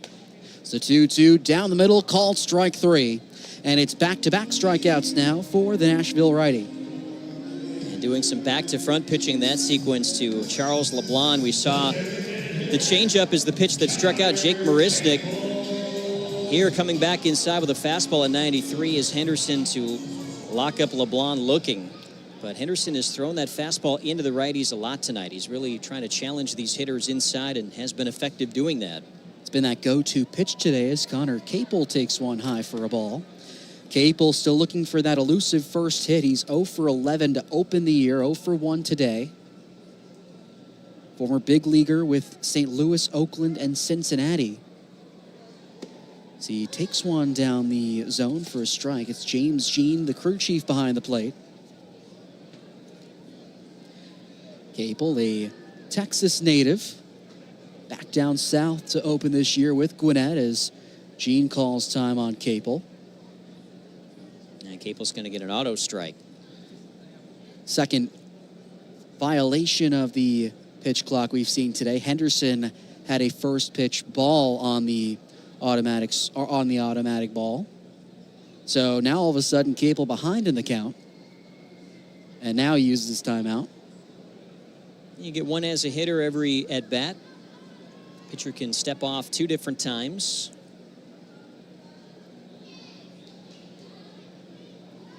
All set here as the infield shifted out right. Open lane in the third base hole. Henderson looking for 3 straight strikeouts. He won't get it on that pitch. Changeup broke out of the zone. It's been interesting to see a rough start for Connor Capel given the red-hot spring he put together for the Braves. Played in 15 games in big league camp at .351. 4 doubles, a triple, 8 RBI. Saw a lot of action as a non-rostered invitee for Atlanta. Fighting for one of those Braves reserve spots as Capel fouls one back. He's fighting for a reserve outfield spot alongside guys like Brian De La Cruz, Jared Kelenic. Ultimately, both those guys made the team. I think his biggest competition really was Eli White and Luke Williams. White made the team. Williams is here in Gwinnett as Capel takes the fastball. Didn't miss by much. Braves were not shy about saying they were looking for a utility player to put on the bench. They gave Eli White some opportunity to play second base, like what they saw there, and he's the one who ended up making the roster. Capel's worked the count all the way full on Henderson. And he tries to hold up his swing, and he does. Tom O'Neill at third calls it ball 4. Another walk drawn by the Stripers hitters. It's now number 5 in these 4 innings. And again, Logan Henderson has not really been dialed into the strike zone throughout the night. But the 5 walks, 2 of those came in the first inning, but he has been able to prevent the damage with strikeouts and weak contact. Had 3 walks in his first start. As now a chance for the top of the order and a 2-out rally for Eddie Alvarez. So he pops the first pitch up. It'll get in foul territory. Alfaro had trouble tracking. Henderson can't find it, and it goes about 5 rows ahead. That was an interesting look. The catcher Alfaro didn't get out of the crouch. Saw both the pitcher Henderson and Reynel Delgado, the third baseman, both with the look of fear in their eyes, the hands extended to the sides. Nobody could see that ball, and they are fortunate that it dropped into the home plate club area. Ended up being nowhere close. You see the arms for Alfaro nowhere to go on the TV broadcast. They're staring up into the lights, must have lost it. Alvarez kept his on-base streak going with a walk back in the second. Not a big lead at first for Connor Capel. The 0-1 whiff and a miss on the fastball. Henderson's had no issue getting ahead of these hitters in the counts. Ahead 0-2 on Alvarez. He was behind 3-0 each of the first 2 times he saw him. One time resulted in a strikeout, one time a walk. Eddie takes this high fastball well out. Alfaro had to stand up for it. Eddie Alvarez playing against one of his many former ball clubs, a member of the Nashville Sounds in 2023 for a brief time. After he opened up the year playing in Charlotte, the place he made his AAA debut with the Knights. This is his 7th AAA team, including Gwinnett, as Alvarez can't find the breaking ball. Swung on and missed for strike 3. Henderson got 3 strikeouts in that inning. Second time he's gotten Alvarez. And a 2-out base runner does no damage.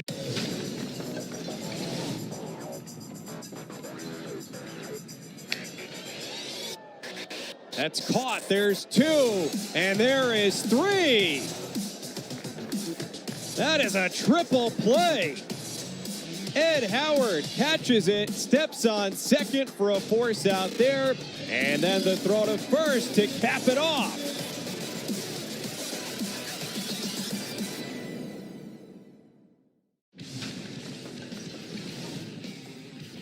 Game on the line. Tough play for Collier. He bare-hands it. The throw in time. Oh my! Cam Collier, the MVP of the Futures game, with a phenomenal defensive play to save it for the Dragons. Collier's playing deep, hard charge, bare hand.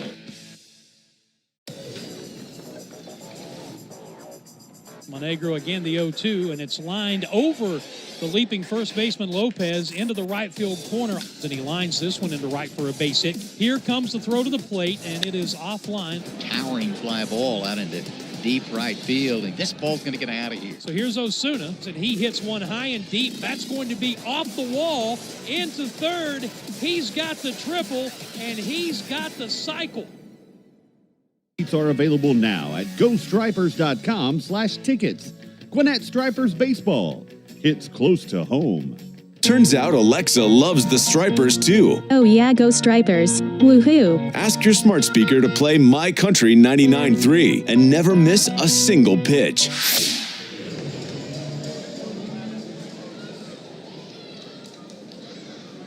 Well, after a good inning, Chad Kuhl back out for the fifth as the first pitch fastball in the zone to Andrew Monasterio. This is the two-hitter in the Nashville order. It'll be the middle part for the Sounds.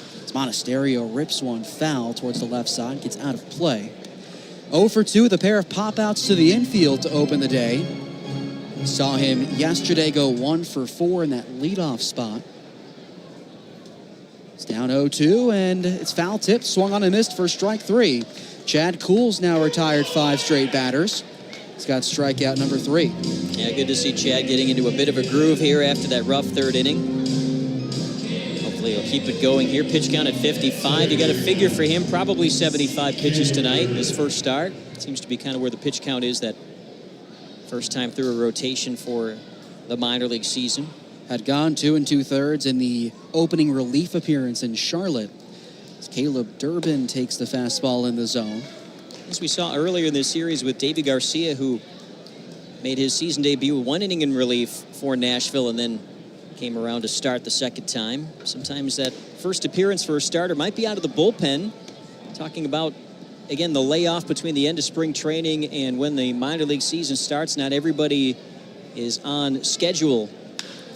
Durbin launches one high, deep towards right field. Alvarez has it lined up, short of the track, and he makes the catch.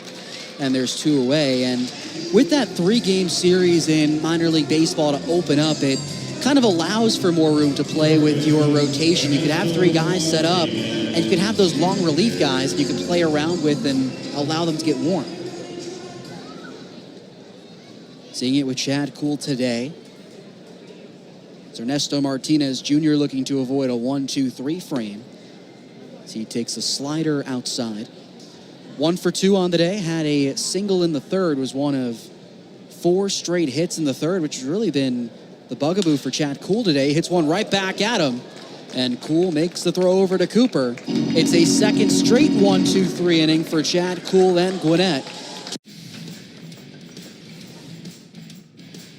On 0-1, Julio bounces to third. McAdoo by the bag for 1, throw to second for 2. The relay is a triple play. They go around the horn, 5 for 3 on the triple killing. You don't see that every day. Wow, that undoes the error. We're headed to the 7th inning. The Seawolves leading 5-2. Wow. Looking for what comes next? For that moment when everything finally... 1 minute!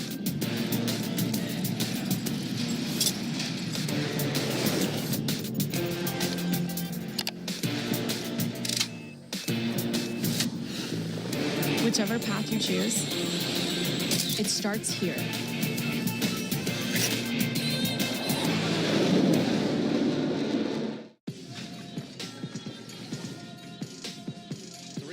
Johnston swings, hits that ball in the air to right. It's the 10th home run for Troy Johnston. First pitch, he swings, hits that ball in the air to center. That ball is also out of here. The second time this year that Jacksonville goes back-to-back. Gray swings, hammers that ball to right. That ball is way out of here. 3 home runs in the inning. Can even join in on the fun with a specially priced parent pack. Find out more and sign up today at GoStripers.com. Gwinnett Stripers Baseball. It's close to home. Reeling in more of the music that made country great after the game on My Country 99.3 WCON.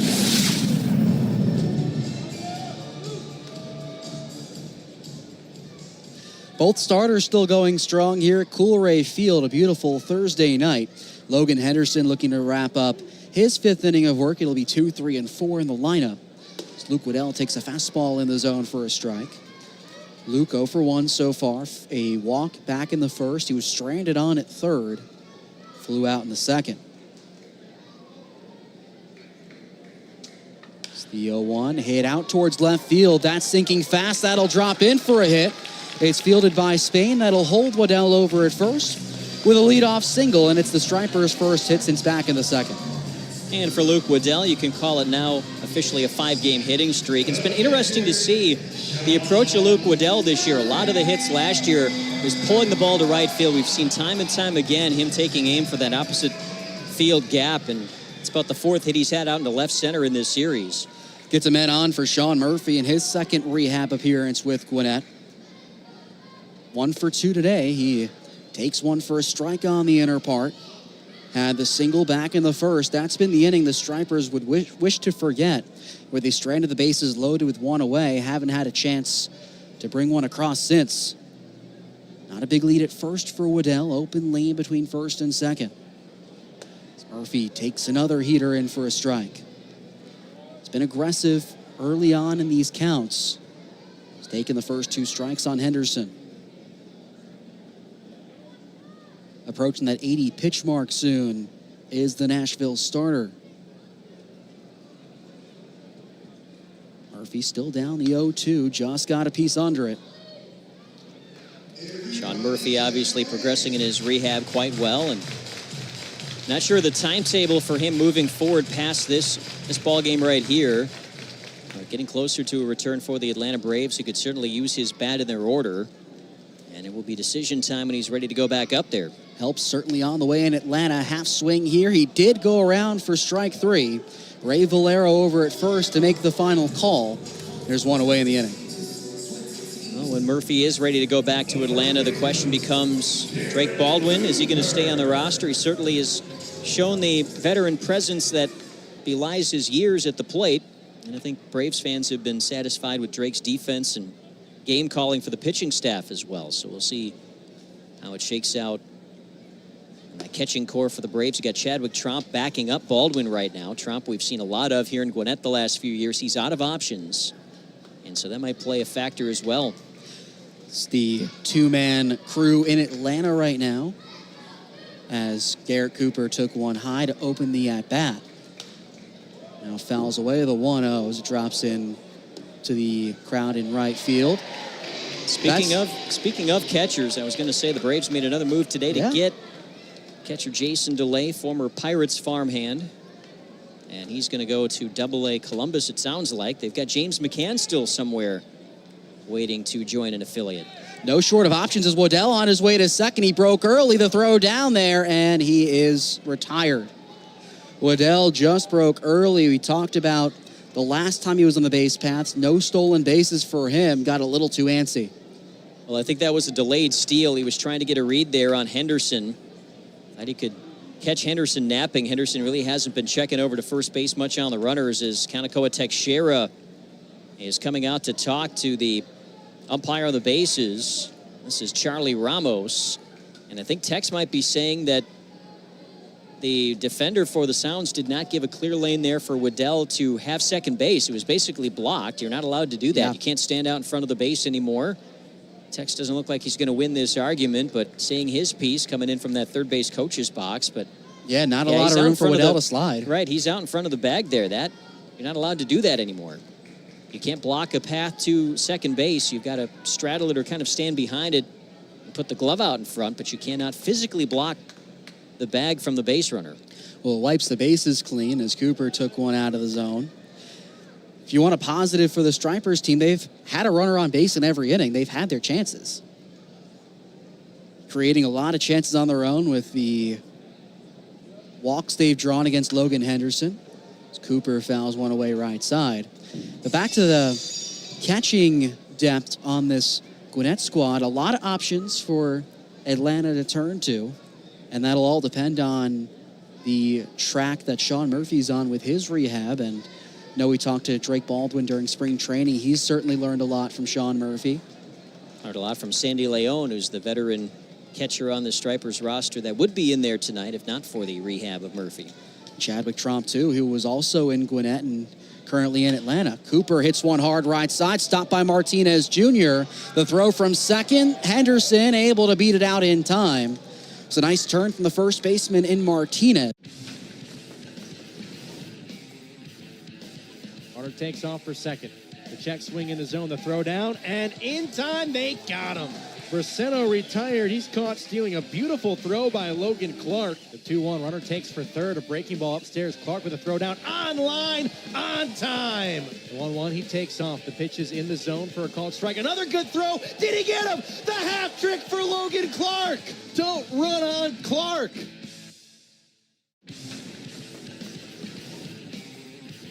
Three-two from Rodriguez. It's lifted out to left center field. Preciado moving back along with Wetzel, and Wetzel slides and comes up with it. On the warning track, the center fielder all the way out toward the wall is able to make a spectacular catch. Jacob Wetzel has roamed this outfield for a few years, and he slides on the warning track. Look at the celebration from Preciado.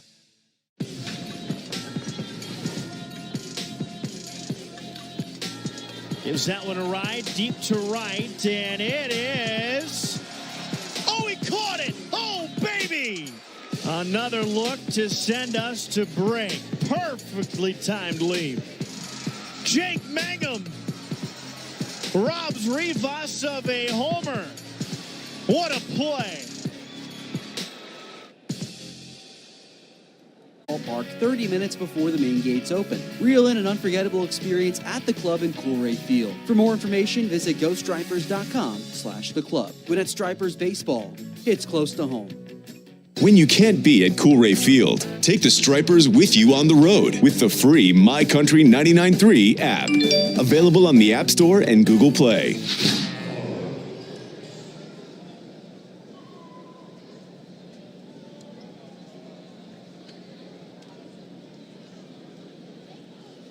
The man of the hour has been Jorge Alfaro so far in this game as he swings and misses on a breaker from Chad Kuhl back out for his 6th inning of work.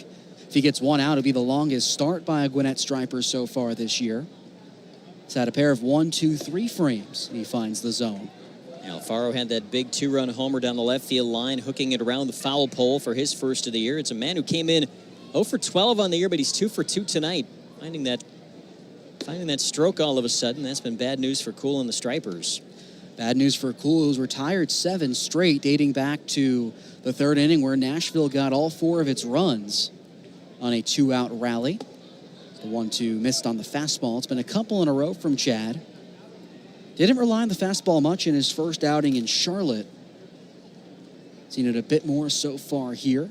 As the middle infield plays back, batting closer to the second base bag. It's the 2-2 grounded hard to Cooper. Fields a tough hop. He takes it over to first himself for the out. Yeah, Cooper using that big body to smother that short hop right up into the chest. Cooper is 6'5", 235. Nimble over there at first base. You're going to see a lot of different first basemen for the Stripers this year. We really already have. You've seen Luke Williams over there, Charles LeBlanc over there, Cooper. It was LeBlanc who started yesterday in a whiff for Raynel Delgado in his 3rd at-bat. He's 1 for 3 today with a single in the 3rd. A lot of options at a lot of different positions for Gwinnett, and that's one of the strengths of this team. Delgado held up his swing. It's been the MO of Alex Anthopoulos in building out this AAA roster with depth, is finding guys that you can kind of plug anywhere in the lineup, that you can move them around the diamond. Guys like Luke Williams that play infield and outfield. Delgado rips one hard past second. That'll be a tough field for Alvarez on a slide. On the move is Delgado to second. The throw is off. It's a hustle double for Raynel Delgado. His 2nd straight hit. That one whistling off the bat at 103 miles an hour. Snaking its way through the grass in right center. Alvarez has been gifted with great speed. Doesn't have the best arm of the outfielders for the Stripers roster. And got the throw off quickly, but Raynel Delgado able to beat it out for that double. Ends a streak of 8 straight set down by Chad Kuhl. It's a man on second, and that one's going to get by Sean Murphy as Delgado takes an extra bag. That's a sweeper that swept past everybody, 77 miles an hour. That pitch can be tough to control sometimes. Pools had a lot of action on that sweeper tonight. No question about Clark taking an extra, or Delgado taking an extra bag. It's Clark at the plate. As the infield moves in, trying to set down the runner at the plate. Missed on the slider, couldn't get the zone. Goes to 2-0. Clark's 0 for 2 with a pair of pop-outs. 2 for 18 to open his young season. And on third with one away, as this one's hit hard towards right field, Alvarez races in. Has it lined up as Delgado tags in from third. He'll make it in with a sacrifice fly off the bat of Wes Clark. It's his first RBI of the year, and it's 5-0 Nashville. Clark had a big production year in the middle of this order for Nashville a year ago. Had 87 ball games with the Sounds, drove in 62, had the 18 home runs, which we talked about. And right now, with no Brewer Hicklin on this club anymore, he was let loose by the Brewers with Jefferson Caro still nursing injury and not in there as well. They're going to look to guys like Clark to try and pick up the slack. Clark and Ernesto Martinez Jr., they're going to have to swing the bats well for Nashville to start piling up some wins. They came into this ball game losers of 4 straight, 1-4 on the year. So the count's even at 1 on Jimmy Herron. 0 for 2 with a pair of pop-outs. Got to rely on guys that have been in the organization before, and in the case of Clark, have been with Nashville before. Looking to end this losing skid. They've had the lead since the third. It's the 1-1 foul back towards the netting. Herron, not a veteran in this Brewers organization, was with the Colorado Rockies system. Hit 280 at the AAA level in Albuquerque last year, 14 homers. Kuhl ahead, the 1-2, swung on and missed for strike 3. So Chad Kuhl bounces back with a strikeout. He's got 6 innings of work today, and he's now struck out 4.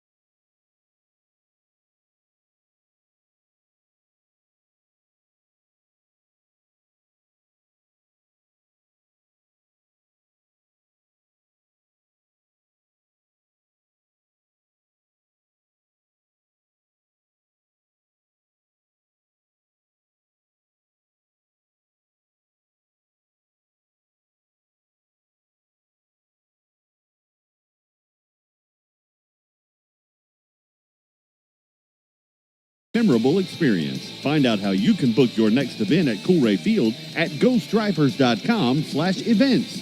Gwinnett Stripers Baseball. It's close to home. MyCountry993.com and the MyCountry mobile app. Your streaming home of Gwinnett Stripers Baseball.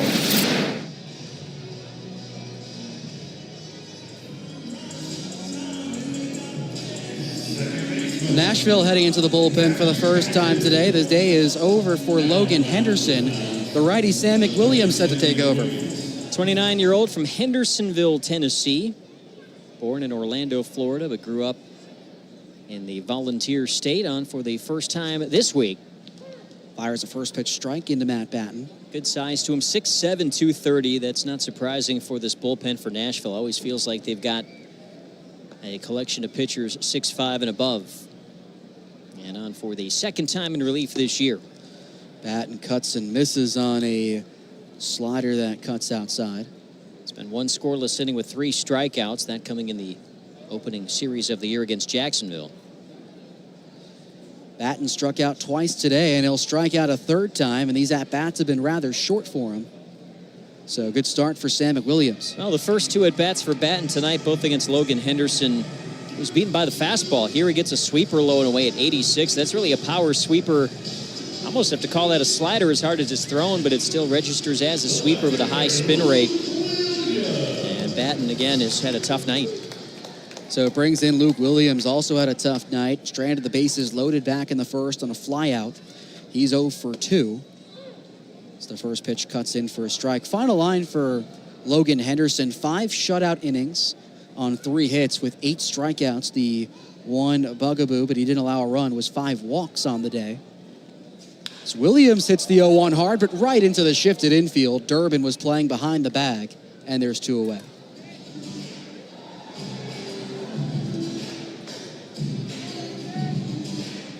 So in steps Jake Marisnick.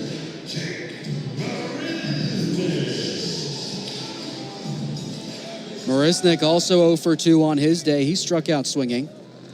That came back in the 4th inning against Logan Henderson. Open hole between first and second with Mick Williams.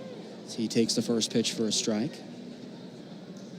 This is not the spot historically you want to be in against the Nashville Sounds, trailing and facing their bullpen. They have one of the top bullpen ERAs in the International League since they joined it back in 2021. We've talked at length already this week about the pitching philosophy of the Milwaukee Brewers, scouring some undiscovered talent kind of any place they can find it, from foreign leagues to pitchers out of independent ball sometimes we've seen. They find a way to collect some outstanding pitching. And Marisnick set down for strike 3 in what is a quick 1-2-3 inning for Sam McWilliams. Adds a couple strikeouts mixed in. Dave Lozano.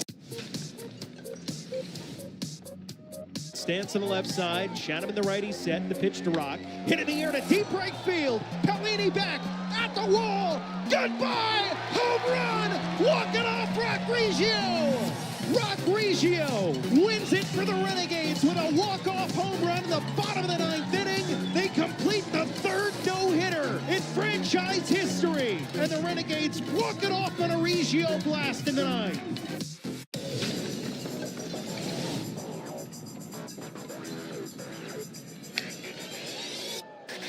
That's caught. There's 2, and there is 3.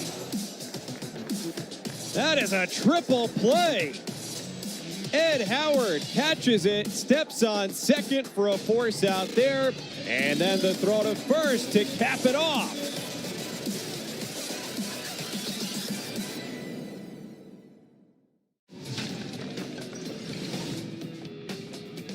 Pitch home, swinging a high fly ball, well hit right center field. That's got a chance. It is long, it is deep, and it is gone. A grand slam home run with 2 outs and 2 strikes. In the bottom of the 9th inning, wins it for Norfolk. Goodrum comes home.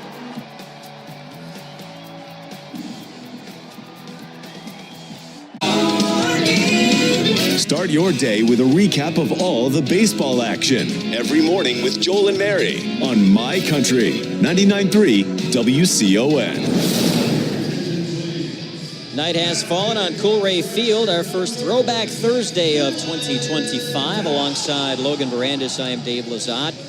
Stripers down 5-0 to Nashville as we go to the top of the 7th and a new Stripers pitcher on the hill. It's Dylan Dodd. We last saw the 26-year-old right-hander in the series finale in Charlotte on Sunday. Did not go well for him. 2/3 of an inning, 5 earned runs on 4 hits with 2 walks in that game. This guy who's bounced around between Gwinnett and the Atlanta Braves.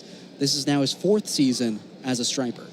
And really his first season as a full-time reliever after moving into that role late last year. Adam Hall leads it off. First pitch is fouled back to the screen for strike 1. Hall in the 9th spot has not had a hand of the offense for Nashville. 0 for 2 with a strikeout and a pop-up to first base. Nothing in 1 count from Dodd at the pitch. Again fouled off to the right. And the count is 0-2. 26-year-old Dylan Dodd from Elk Grove, Illinois. Braves' 3rd-round pick in 2021. Hit AAA baseball by the end of his 2022 campaign. And the very next year was on the Braves' opening day roster. Here's the 0-2. Just missed away. And the count 1 ball, 2 strikes. And a couple of starts right out the gate that year. 7 in total in 2023. He's trying to get back to Atlanta now, you would figure as a reliever. Here's the 1-2. And a back foot slider misses. 2 balls, 2 strikes on Hall. You would figure as a reliever, and there's been movement around the Braves system in that position. It's probably the area of greatest opportunity right now is that Braves bullpen. They're trying to figure it out there. Here's the 2-2. Just missing low. And no challenge coming from Sean Murphy. Full count. They started the year with Hector Neris on the roster. They had a member of the Stripers opening day roster, Jesse Chavez, for an appearance. 3-2.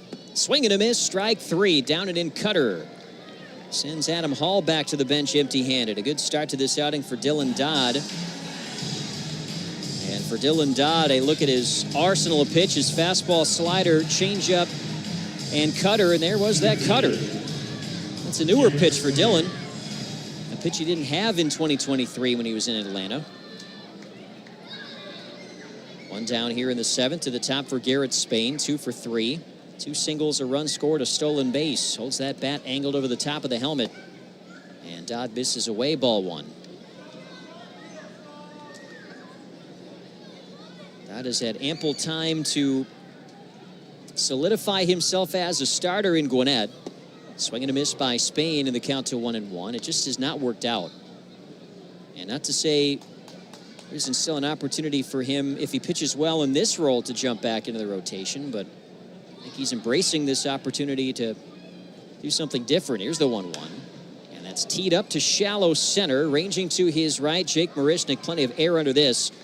And Marisnick makes the catch. 2 down in the 7th. Got a final line for you on the starter, Chad Kuhl.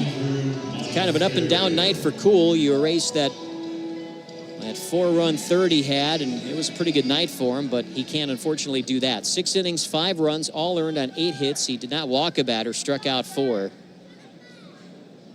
He is the first Stripers pitcher to go 6 innings this year. As the first pitch strike from Dodd to Andrew Monasterio starts at 0-1. Did a great job finding the strike zone today, did Kuhl. 54 strikes on 75 total pitches. Swing and a miss over the back foot breaking ball. The count to 0-2. Had that one stretch after the 3rd inning where he retired 8 in a row. Got ahead of almost all of those hitters.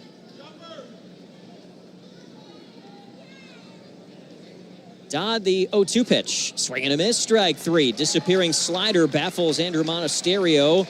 And that's a much-needed 1-2-3 frame for Dylan Dodd. A couple of strikeouts as well. And that'll send this game to the 7th inning stretch from Kuhl. Looking for what comes next? For that moment when everything finally...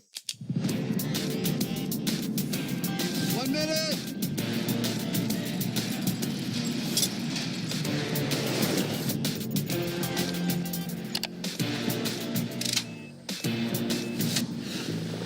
Whichever path you choose, it starts here.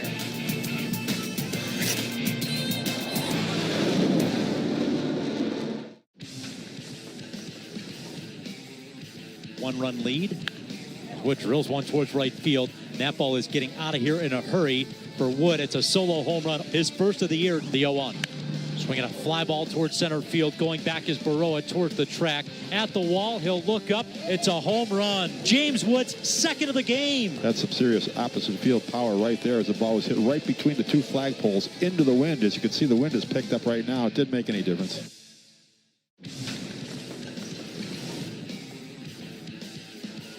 Balls. Come on, in the air to ball. center, and still Get out. carrying it down. In the pool, splash down. A go-ahead shot from Brian O'Keefe. This game was far from over, and it has been turned on its head in a hurry. Oh, man, that is a shot in the air to left. Here's Brian O'Keefe, a 3-run homer his last time up, and he leaves the yard again. A 2-home run night for Brian O'Keefe, his 19th and 20th of the season. It's close to home. Before the game, tune in for all your favorite upbeat country on The Ride Home. Driven by Gainesville Mechanical. Weekdays 5 to 7 on My Country 99.3 WCON.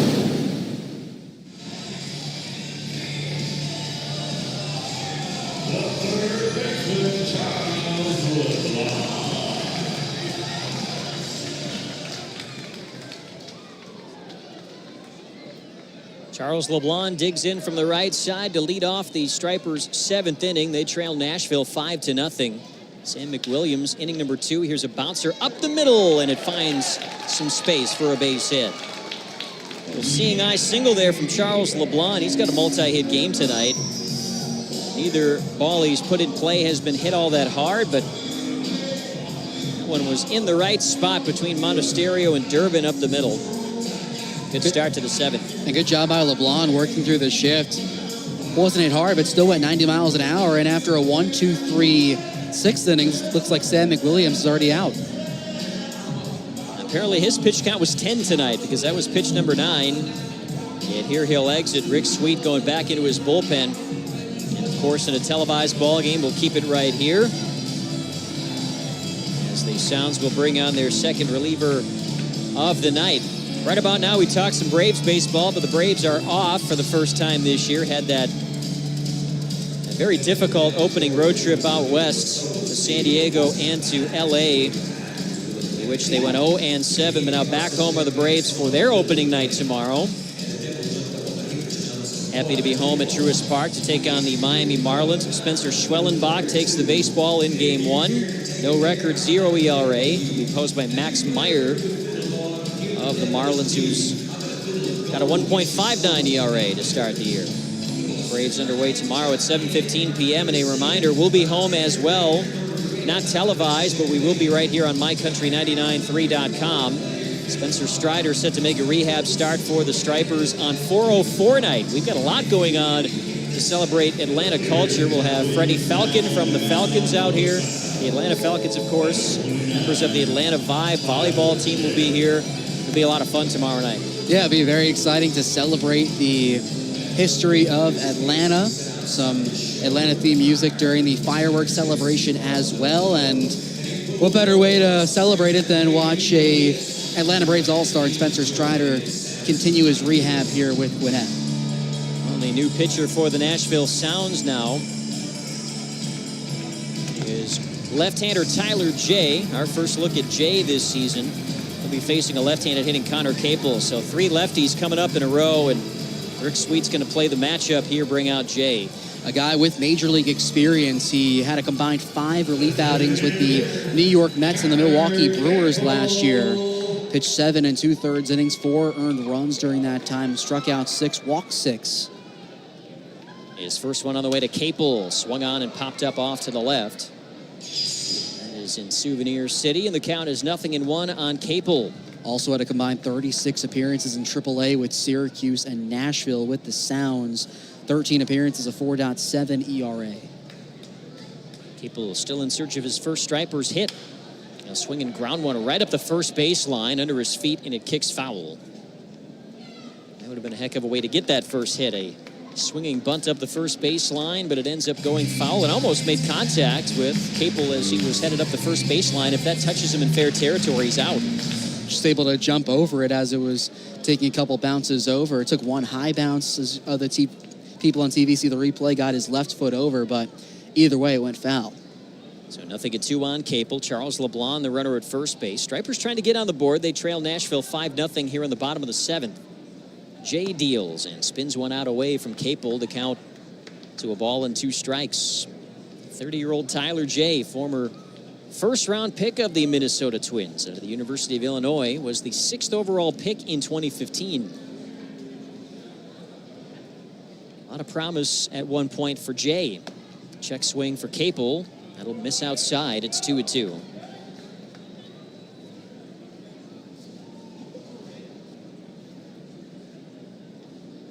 Jay finally reaching the big leagues last year after a long road. Here's the 2-2. In the air, center field, curling back, now stopping and coming in a few steps, Garrett Spain.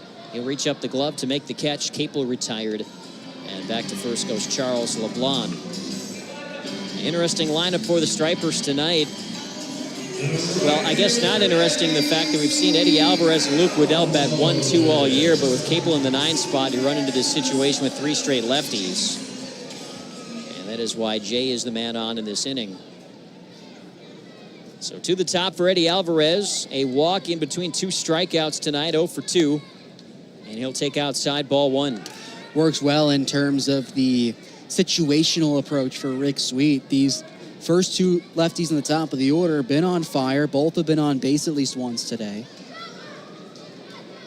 1-0 pitch, and that's hit softly out to the left side. Third baseman cutting in front. That's Delgado. Off balance throw to first. It's in time to get Alvarez. The ball had some funky spin on it as it made its way out to the left side. Delgado cut in front of Monasterio and made the throw to get Alvarez. Stripers managed to stay out of a double play because of how softly that ball was hit. So at second now, LeBlanc. We'll see if Luke Waddell can tally his 4th RBI of the young season and get the Stripers on the board here. Left on left, Jay to the plate, inside corner, called strike 1. Waddell, a good contact back in the 5th for his first hit of the day. Hit a fly ball out towards left center field. It dropped in. The 0-1. Too much torque, it's down and away. The count to 1-1 on Waddell. He's been aboard twice. A walk, the single, was then caught stealing on a delayed attempt. He's also flied out to left tonight. High set next to his face for Jay. He'll turn loose the 1-1. Another sweeper missing. And the count 2-1. Luke Waddell tied for the team lead in RBIs last year with 2 others. 55, not a big total. Here's the 2-1. Off the glove of the catcher Alfaro. Might have been close to a strike, but not after he couldn't hang on to it. So 3-1 the count for Waddell. Stripers have bullpen action beginning in Jackson Stevens. 3-1 on its way. A chopper to the right side. On the third bounce, it's out to Caleb Durbin, and he'll make that toss to first to get Waddell 4-3. And nothing doing for the Stripers despite the leadoff single from Charles LeBlanc here in inning number 7.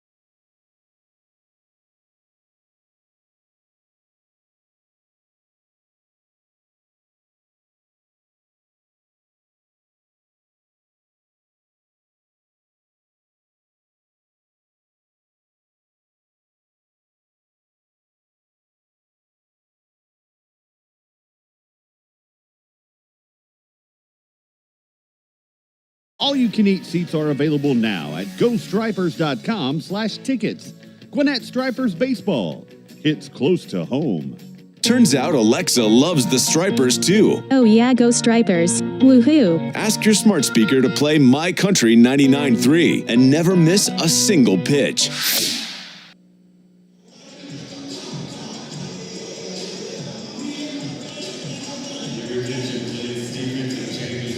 Dave Lizotte and Logan Barandis back with you for the top of the 8th from Coolray Field in Lawrenceville. Third game of this opening week 6-game series against Nashville. Stripers up 2-0 in the series, but trailing tonight 5-0.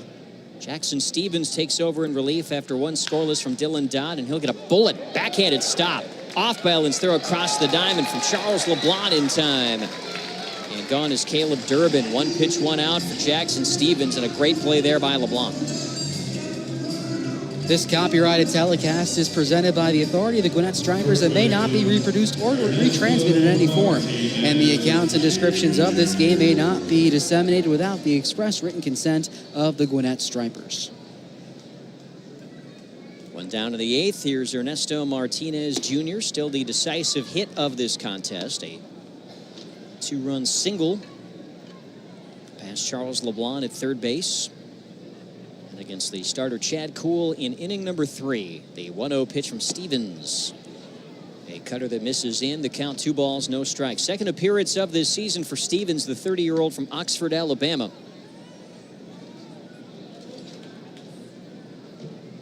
He'll step back and now forward and deliver the 2-0. And there's that nasty curveball, 2-1. Worth noting that just like on Tuesday, Sean Murphy is done after 7 innings. Chandler Siegel, the new catcher, taking over to start the frame. Stevens to the motion of the 2-1. And missed outside. Stevens, in that first outing of the year in Charlotte, 1 scoreless inning, 1 walk, and a strikeout on March 30th. 3-1 pitch. Chopper to the right side. Now it's Cooper with it. And he'll toss underhanded to Stevens covering the bag. That's a 3-1 put out, 2 gone. So the corners of the infield getting opportunities in this inning. So we can take a look at some further numbers on Jackson Stevens, who's been around with this Gwinnett Ball Club for now 4 seasons. This is his 44th career appearance in a Gwinnett uniform. 4-8 with a 3.56 ERA, 251 opponent average. Braves signed him very close to the start of spring training, February 24th. And they inked him to a minor league deal as Jorge Alfaro fights one back to the screen for a strike. Stevens had tested the free agency waters and ultimately found his way back to the Braves again. It's been signed and re-signed again over the years by Atlanta. Here's the 0-1. Swing and a miss, as going fishing for that is Alfaro. That's the low and away slider. He's seen a lot of time with the Braves big league club since 2022. Had the career high 39 games in the 2022 season. He's ahead of Alfaro here. 0-2. Bases empty. 2 gone in the top of the 8th. Glove to the chest to Stevens. And the 0-2. Siegel tried to drag that pitch back to the outside corner, but it's away, and the count 1 ball, 2 strikes. We have not yet seen our first ABS challenge tonight. 3 for each side. And now the 1-2. Low and outside. It's an even 2 ball, 2 strike count. Closest I think we came was Eddie Alvarez when he had the 3-0 count. Took one, what he may have thought was high in the zone, was on his way to first, was called a strike. Next pitch came a walk anyway. Stevens 2-2. Low and away again. So from 0-2 to now a full count on Alfaro. He's got a 2-run homer and a single tonight. Last time up, Alfaro grounded out to first. The payoff pitch. Swing and a miss, strike 3. High sinker at 93. Gets Alfaro. 1-2-3 for Jackson Stevens in the 8th. We'll see if he's back out for the 9th inning. Almost as good as you can get. Drew Hackenberg strikes out the side on 10 pitches. How about Drew Hackenberg? Every out has come on the strikeout for Hackenberg over 2 hitless innings. Looking for double-digit strikeouts on the day, and he has it. Strikeout number 14 ties a franchise record. Swing and a miss, a new franchise record. Strikeout number 3-2 from Rodriguez. It's lifted out to left center field. Preciado moving back along with Wetzel, and Wetzel slides and comes up with it. On the warning track, the center fielder all the way out toward the wall is able to make a spectacular catch. Jacob Wetzel has roamed this outfield for a few years, and he slides on the warning track. Look at the celebration from Preciado. Even join in on the fun with a specially priced parent pack. Find out more and sign up today at GoStripers.com. Gwinnett Stripers Baseball. It's close to home. Reeling in more of the music that made country great after the game on My Country 99.3 WCON.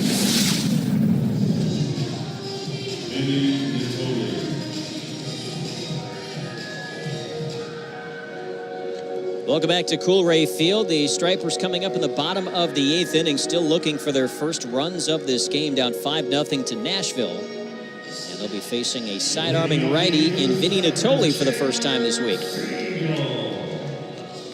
Chandler Siegel, who came in defensively to replace Sean Murphy, who was done after 7 innings on his second rehab game, with the first at bat of the ball game for Siegel, and he'll take off the glove of the catcher Alfaro for ball 1. Another guy with big league experience has played for Seattle, Philadelphia, the New York Mets, Oakland, and Baltimore since 2021. Third reliever used by Rick Sweet's Nashville Sounds tonight, following up the excellent start from Logan Henderson. And the 1-0 to Siegel is fouled back into the screen. The count 1 ball, 1 strike. Former 25th round pick of the Seattle Mariners has already pitched 2 shutout innings for Nashville this year, played for 3 different AAA teams last year. Siegel still in search of his first hit in limited action this year, the 1-1. He'll tag this out to deep left field. Back goes Adam Hall. It's over his head. It's up against the fence. Lands on the warning track. Siegel around second. He thought about it. He's going to stop at second. With his first Stripers hit, it's a ringing double up against the wall pads. Not far from the retired numbers of Hank Aaron and Phil Niekro. And Siegel has been waiting for a swing like that in his limited reps. Was 0 for 3 prior to that at bat and took a sweeper and gave it an absolute ride. 106 miles an hour off the bat for Chandler. Stripers trying to avoid a shutout. Got to start somewhere. Got to get that first run. And then the comeback can truly be on. Here's Garrett Cooper.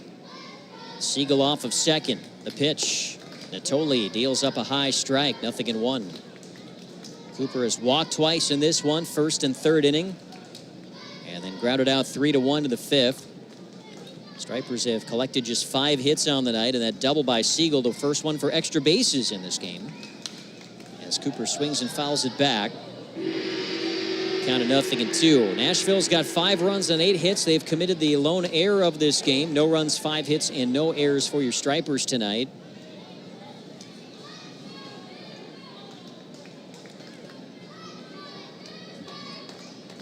Nothing and 2 count on Cooper.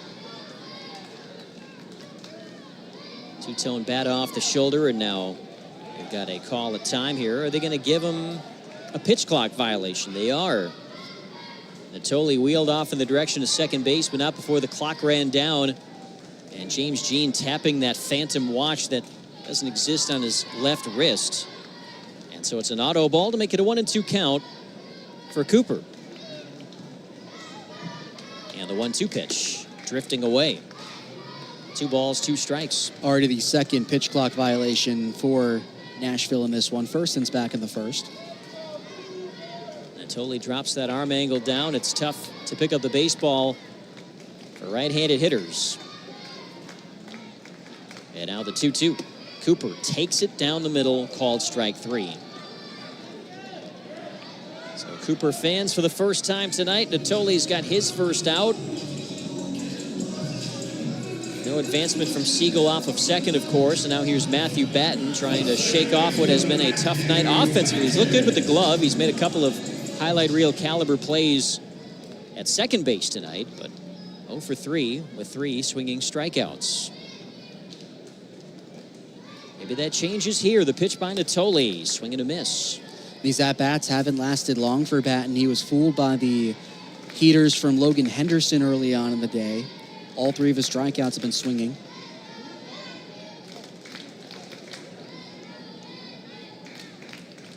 The 0-1. Swing and a miss, strike 2. And the count 0-2. Stripers have Jordan Weems up in their bullpen. We'll see Weems in the 9th. Will the Stripers have a fighting chance to get back into this game by the bottom of the 9th? Again, down 5-0 to Nashville. TV viewers saw one of the Batten catches today. 0-2 pitch, way outside. I think that was the first one they showed. The second one, we had to go into shallow center later on in the game. 1-2 count here for Batten. Chandler Siegel led off with a double and stands at second with 1 away. The pitch fouled over the screen back towards the luxury suites. Count holding at 1-2 for Batten. Matthew Batten, kind of an unknown that was signed fairly late in the process. Didn't know where he was going to slot into this Braves organization, but a guy with some major league time with the Padres. Put up some solid numbers in AAA last year. 1-2 pitch. Low it outside and backhanded by the catcher Alfaro. Had played with El Paso since 2018. So been around the Pacific Coast League for a bit. Good hitters league, that PCL. 2 balls, 2 strikes for Batten here. And the pitch on the way, swung on, popped up, shallow towards the left field line. Adam Hall coasting in that direction. And he will make the catch for the second out of this 8th inning. So Siegel so far, that double hasn't done anything yet for the Stripers, trying to get that skunk out of the batter's box. And Luke Williams, 0 for 3 in the number 6 spot. He'll step in here with 2 gone. Luke Williams overdue. Came in just 2 for 20, now 2 for 23 to start the year. No RBIs yet. And the pitch by Natoli is high.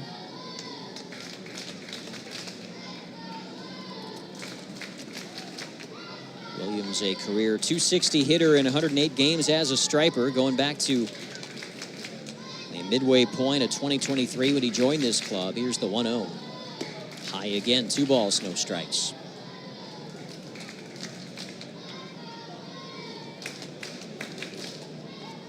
Lights on this Thursday night. Bottom of the 8th inning from Coolray Field. Our first 80-degree start to a game this year. It's now in the mid-70s and cooling off, but it'll be another hot one tomorrow night. 2-0 on Williams. Natoli strides and deals. Swung on, popped up. A trio converge on it. Shallow left center, and it's off the glove of Adam Hall. That'll score a run. Stripers get on the board on the miscue by the Nashville Sounds. Hall, Spain, and Monasterio all went after it. Hall made the call. Problem was, didn't secure the baseball. Off the end of the glove, onto the turf, E7. No RBI for Williams, though Chandler Siegel running on the pitch, or rather running on the contact with 2 outs. He comes in to score, and it's a 5-1 ball game now. Gives Stripers fans something to be excited about today. The E7 already called on the field, but Luke Williams able to drive in a run. Yeah, again, no RBI in the E7 there, but Stripers will take what they can get to get started here. Now Jake Marisnik shoots one foul to the right side. Stripers had not been shut out yet this year. That'll maintain through tonight. They've been held in check in some games this year, but they have scored in all of them. Williams, good wheels over at first base. Marisnik waiting on the 0-1.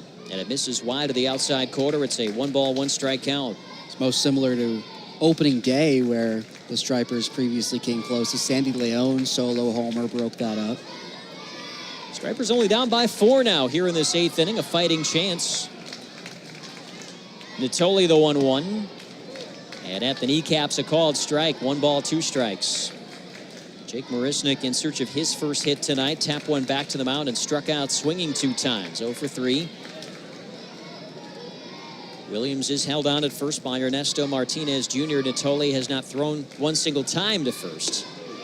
And now won't have to. Swing and a miss, strike 3. Marisnik gone on strikes for the 3rd time tonight. Stripers do get their first run. Leadoff double for Chandler Siegel, his first strike.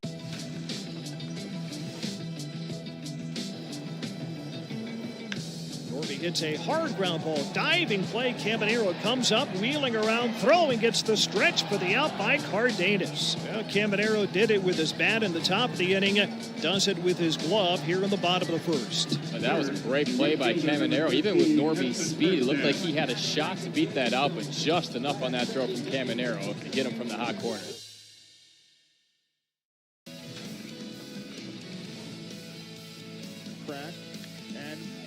Lara to right and deep. Stay fair. It's fair. It's gone. And the Rattlers retake the lead. I don't know how he got it out. I don't know how he kept it fair.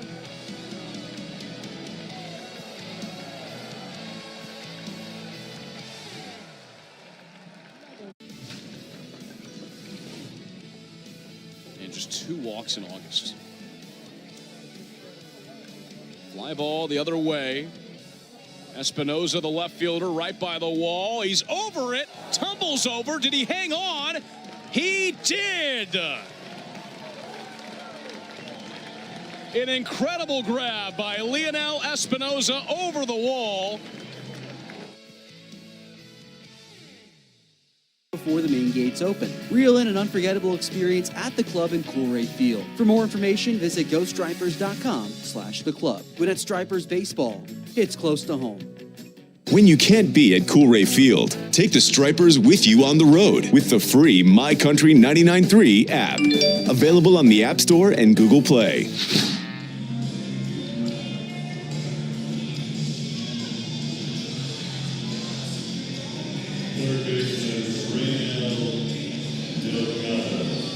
We are on to the top of the 9th inning here from Coolray Field in Lawrenceville. Stripers on the board finally, but still down by 4, trailing Nashville 5-1.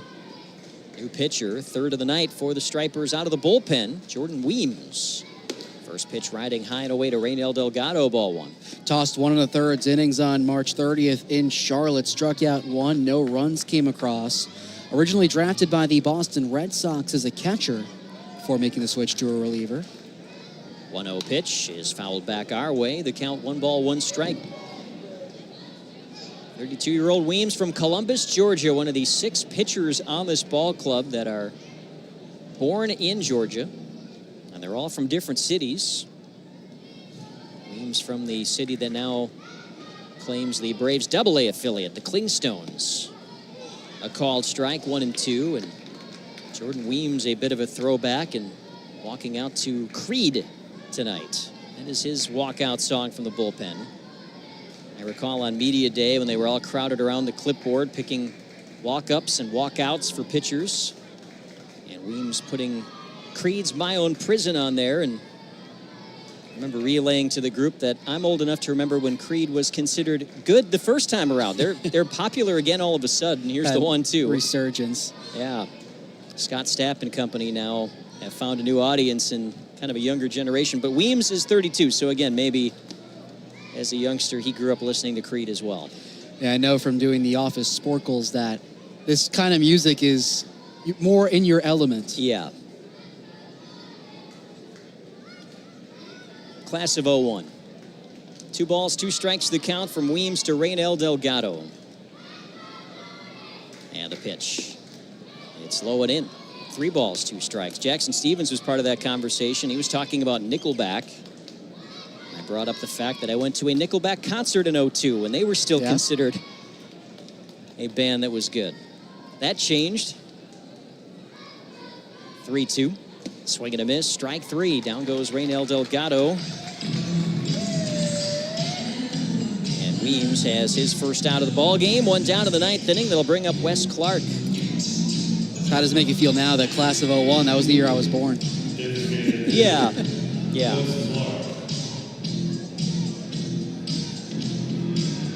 Yeah. Try to block that stuff out there, Logan. Yeah. Here's Wes Clark. It'll happen to you one day, my friend. And Clark takes Lowett away for ball 1. I had a trivia question today in the office of what was number 1 in the Billboard Top 100 the day you were born. Okay.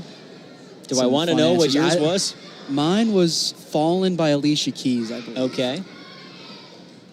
Here's the 1-0 pitch. That's high and tight on Clark. The count 2 balls, no strikes to Clark. He's got an RBI for the first time this year. That came on a sac fly in the 6th. The final run scored against the starter Chad Kuhl tonight. Clark does not have a hit, though. He is 0 for 2, and he'll take a strike here to make it 2-1. Our assistant GM, Carter Berry, had a good one. Tell Me About It by Billy Joel. Yeah, see, that's more in my neighborhood now. Early 80s. Weems the 2-1.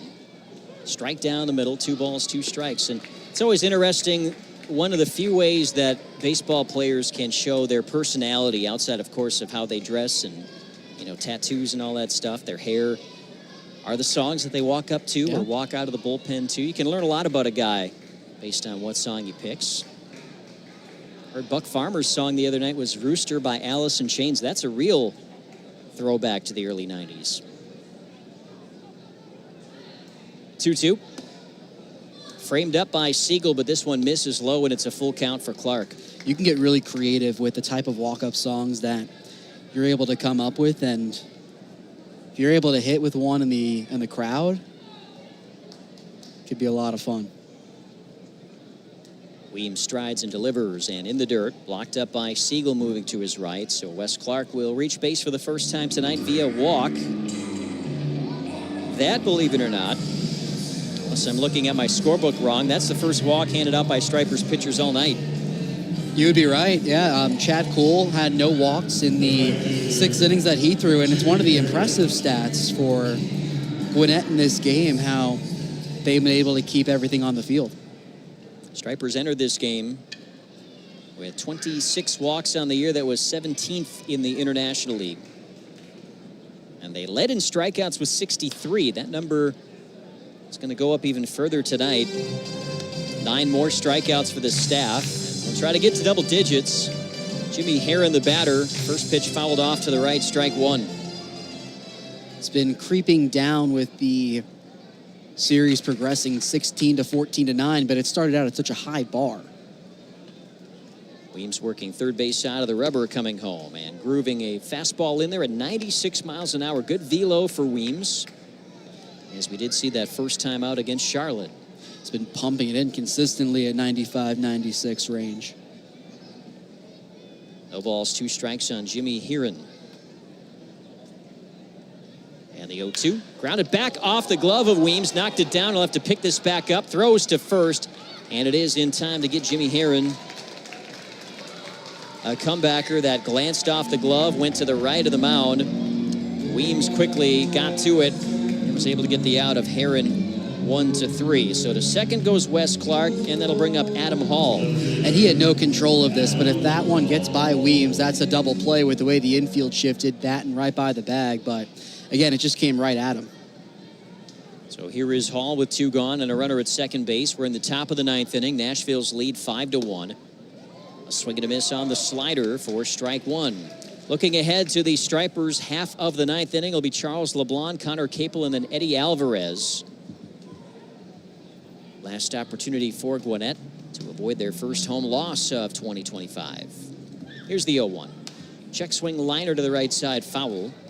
Over the top of the Nashville dugout, the count to nothing at 2 on Hall. And that gift from the Nashville defense could have been all that Gwinnett needed to start things offensively. That remains to be seen, but 4 runs against this Nashville bullpen won't be an easy task.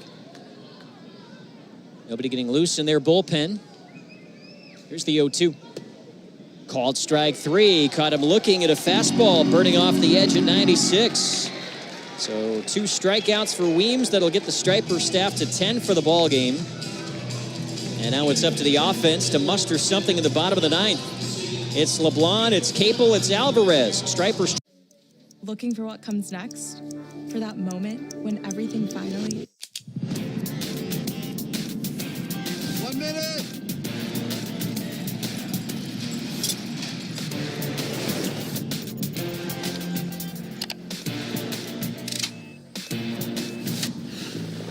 Whichever path you choose, it starts here.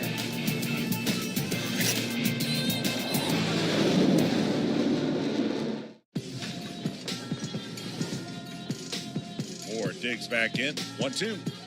Now 1 is launched into deep right center. Back goes Hogan at the track, at the wall. He did it again. 105 off the bat, 408 to right center field. 1-2's hit deep out towards center field. Vols fans, you have another one. That one is gone. Christian Moore, his second 2-home run game as a Rocket City Trash Panda. First pitch swinging, hits it high in the air, but Bean coming sprinting in, and now goes into a slide. Did he catch it? He did, says the third base umpire. And so Zach Bean showing off his speed, a sliding catch going forward for the first out here in the 2nd inning. And after going back on the previous batter, Bean had to come in, and oh yeah, he caught it. Next event at Coolray Field at GoStripers.com/events. Gwinnett Stripers Baseball. It's close to home. MyCountry993.com and the MyCountry mobile app. Your streaming home of Gwinnett Stripers Baseball.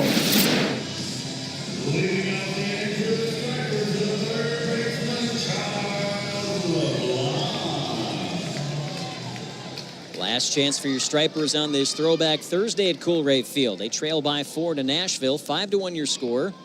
Charles LeBlanc leads off the 9th. First pitch, Vinny Natoli still out there, and he sidewinds one across for a strike. 0-1. Quietly put together a multi-hit game, the first for him as a Striper. He's got 2 of the 5 Stripers hits tonight out of the 8th spot in the order. Closed off stance, high kick and pitch from Natoli, and it's fouled back into the screen. 0-2. So LeBlanc, Capel, Eddie Alvarez, the 3 due up for the Stripers in this inning.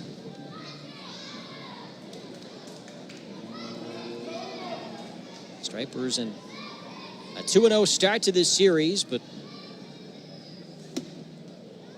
needing a comeback to make it to 3-0. And high and away here from Natoli makes it 1 ball, 2 strikes. We didn't talk about this on the broadcast, but the record for most straight wins at home to start a year is 5 for this club. This ball's lifted towards the gap in right center field, but it hangs up and it's chased down by Jimmy Herron for the first out. Off the bat, it looked like it might have a chance to fall in the gap out there, but it does not. 1 down in the 9th. Here's Connor Capel. Great contact from LeBlanc, just hung up a little too long. It would have been the second double for the Stripers today. Chandler Siegel, the only other one back in the 8th after coming in relief. Here is Capel for the 4th plate appearance of the night. 0 for 2 with a walk. Natoli delivers. Missing away, ball 1. It's 4 straight cutters to open up the inning for Natoli against LeBlanc. Infield is shifted over to the right side for the left-handed hitting Capel. The 1-0 is grounded to the right side, rolling right to the feet of Caleb Durbin. Quick toss to first, and Capel is gone. 4-3. So Eddie Alvarez, the last man standing for Gwinnett tonight. And by his standards, it has been a quiet ball game. He walked 3 times yesterday. He has walked once tonight to extend the on-base streak to 6 straight, but he's 0 for 3. 2 strikeouts and a ground out to third for Alvarez. Playing in at third base, Raynel Delgado, and off the line as well. First pitch, outside, ball 1. Stripers and the Sounds back at it tomorrow night at 7:05 p.m., but we are on audio only tomorrow. Here's the 1-0, and it's fouled back towards the roof behind the plate. 1-1. It'll be a fun weekend of promotions in store with the 404 night tomorrow, our first ever sound check Saturday coming up. 1 ball, 1 strike on Alvarez. Natoli deals high and tight towards the shoulders, and the count to 2 balls, 1 strike.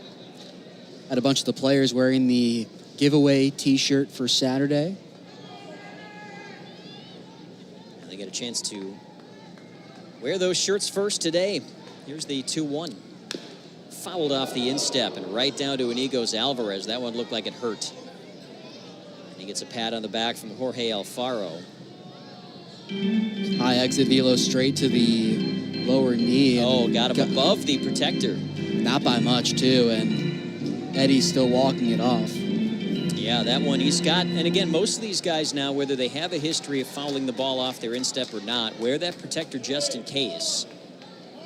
And he does on that lead foot, which is his right foot. But that ball came straight down and hit him between the protective pad and his knee. So high shin area. That's going to leave a bruise, I'm sure. But Eddie's going to step back in with a count of 2-2. 2 outs, bases empty for the Stripers here in the bottom of the 9th. They trail Nashville 5-1. Natoli glove next to his ear as he shakes off a sign. Got what he wants now. Here comes the 2-2. It's off the plate, the count full. If Alvarez can reach base, the game will be extended for Luke Waddell. You never know what happens until that 27th out is recorded. Seen some wild comebacks here in the past. Here's the 3-2. Laced into shallow right, but this one is right at Jimmy Herron. He'll make the catch, and that is your ball game. The Stripers' undefeated home start ends at 2 as Nashville, riding the strength of a 4-run third inning against Chad Kuhl, send the Stripers to their first loss at Coolray Field this year by a final score of 5-1. Yeah, it was that third inning that really made the difference on Kuhl, who otherwise had a pretty reliable first start for the Gwinnett Stripers. Went 6 innings. It was the longest outing by a Gwinnett Stripers starter. A normally shaky Stripers bullpen to open the year had locked things down against this Nashville club, but bats couldn't get going despite leaving a couple on base in a bunch of the innings today. The error finally allowed them to break through in the 8th, but that was it. The Stripers were shut out over the first 7 innings. They used an error to score a run in the 8th as Chandler Siegel doubles and scores. So the Stripers do avoid being shut out for the first time this year, but they will drop this one 5-1 to the Nashville Sounds. Winning pitcher is Logan Henderson, the Brewers' number 13 ranked prospect, now 1-1 on the young season. The veteran Chad Kuhl drops to 0-2 for the Stripers. We are not on TV tomorrow as Spencer Strider makes a rehab start for the Braves. You can listen to that game on mycountry993.com, or, of course, come on out for 404 night here at Coolray Field. First pitch at 7:05 p.m. Tickets on sale now at GoStripers.com. Our next broadcast, we have one more this week. It's on Saturday, a 6 p.m. start time for Game 5 of the series against Nashville. Broadcast will be on Peachtree Sports Network. We are not on Palmetto Sports and Entertainment, but of course we will be on the next homestand. Well, that's going to do it tonight from Coolray Field. For Logan Barandis, this is Dave Lazat signing off. Again, our final score, the Stripers drop this one to Nashville 5-1.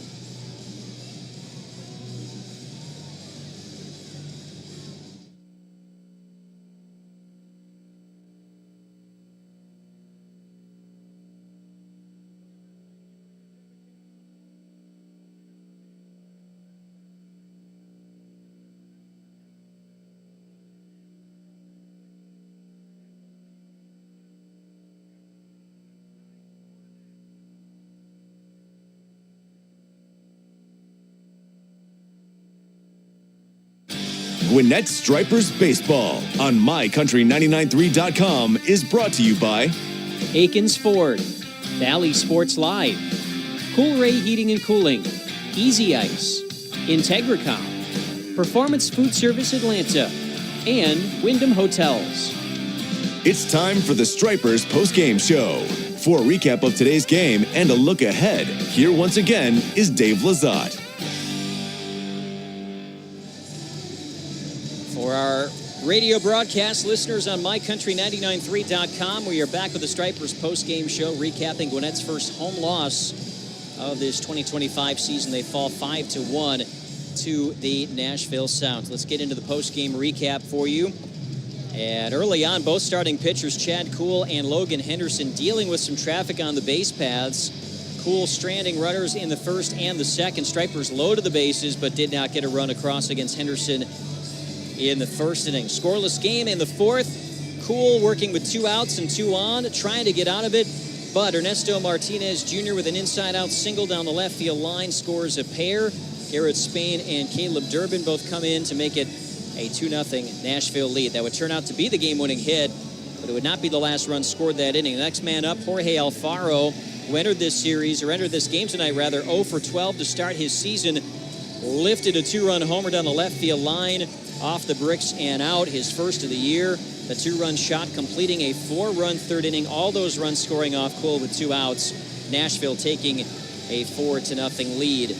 Kuhl got settled in after that. 1-2-3 fourth, 1-2-3 fifth. Had 1 gone in the 6th inning, but then Raynel Delgado doubled. Wild pitch put him on third base. He scores on a sac fly to right by Wes Clark to bump the lead for Nashville to 5-0. Meanwhile, the Stripers got nothing done against Logan Henderson, the Brewers' number 3 prospect. Goes 5 innings, 3 hits, no runs. He works around 5 walks, in part because of 8 strikeouts tonight. And so into the 8th inning, Stripers still being shut out 5-0. They get a double to lead it off from Chandler Siegel, a late defensive replacement for Sean Murphy, who had 7 innings in rehab game number 2 for the Atlanta Braves tonight.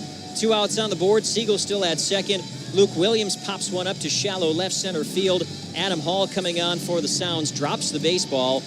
That allows Siegel to score. No RBI for Williams. Stripers cut it to 5-1, but that would mark the end of their scoring. Jake Marisnik struck out to end the 8th. Stripers go 1-2-3 in the bottom of the 9th, and they fall by a final score of 5-1. We'll step aside for our first break here on the Stripers post-game show. Back with the final box score next. This is Gwinnett Stripers Baseball on MyCountry993.com. Just like how Chopper does it all for the Stripers, Coolray does it all too when it comes to your home's needs. Along with heating, cooling, plumbing, and electrical services, did you know that Coolray also offers insulation and water treatment? Simply schedule your free attic inspection, free at-home water test, or any other visit online and on your own time at Coolray.com. Enjoy all the best benefits of Gwinnett Stripers Baseball with a Fanatics membership. Elevate your game day experience with perks like VIP parking, discounts on team apparel, invites to exclusive events, special gifts, and more. Whether you're hosting family, entertaining friends, or impressing clients, a Stripers membership guarantees an exceptional experience. From 9-game packs to full season plans, there's a membership to fit any schedule. Secure your Stripers membership today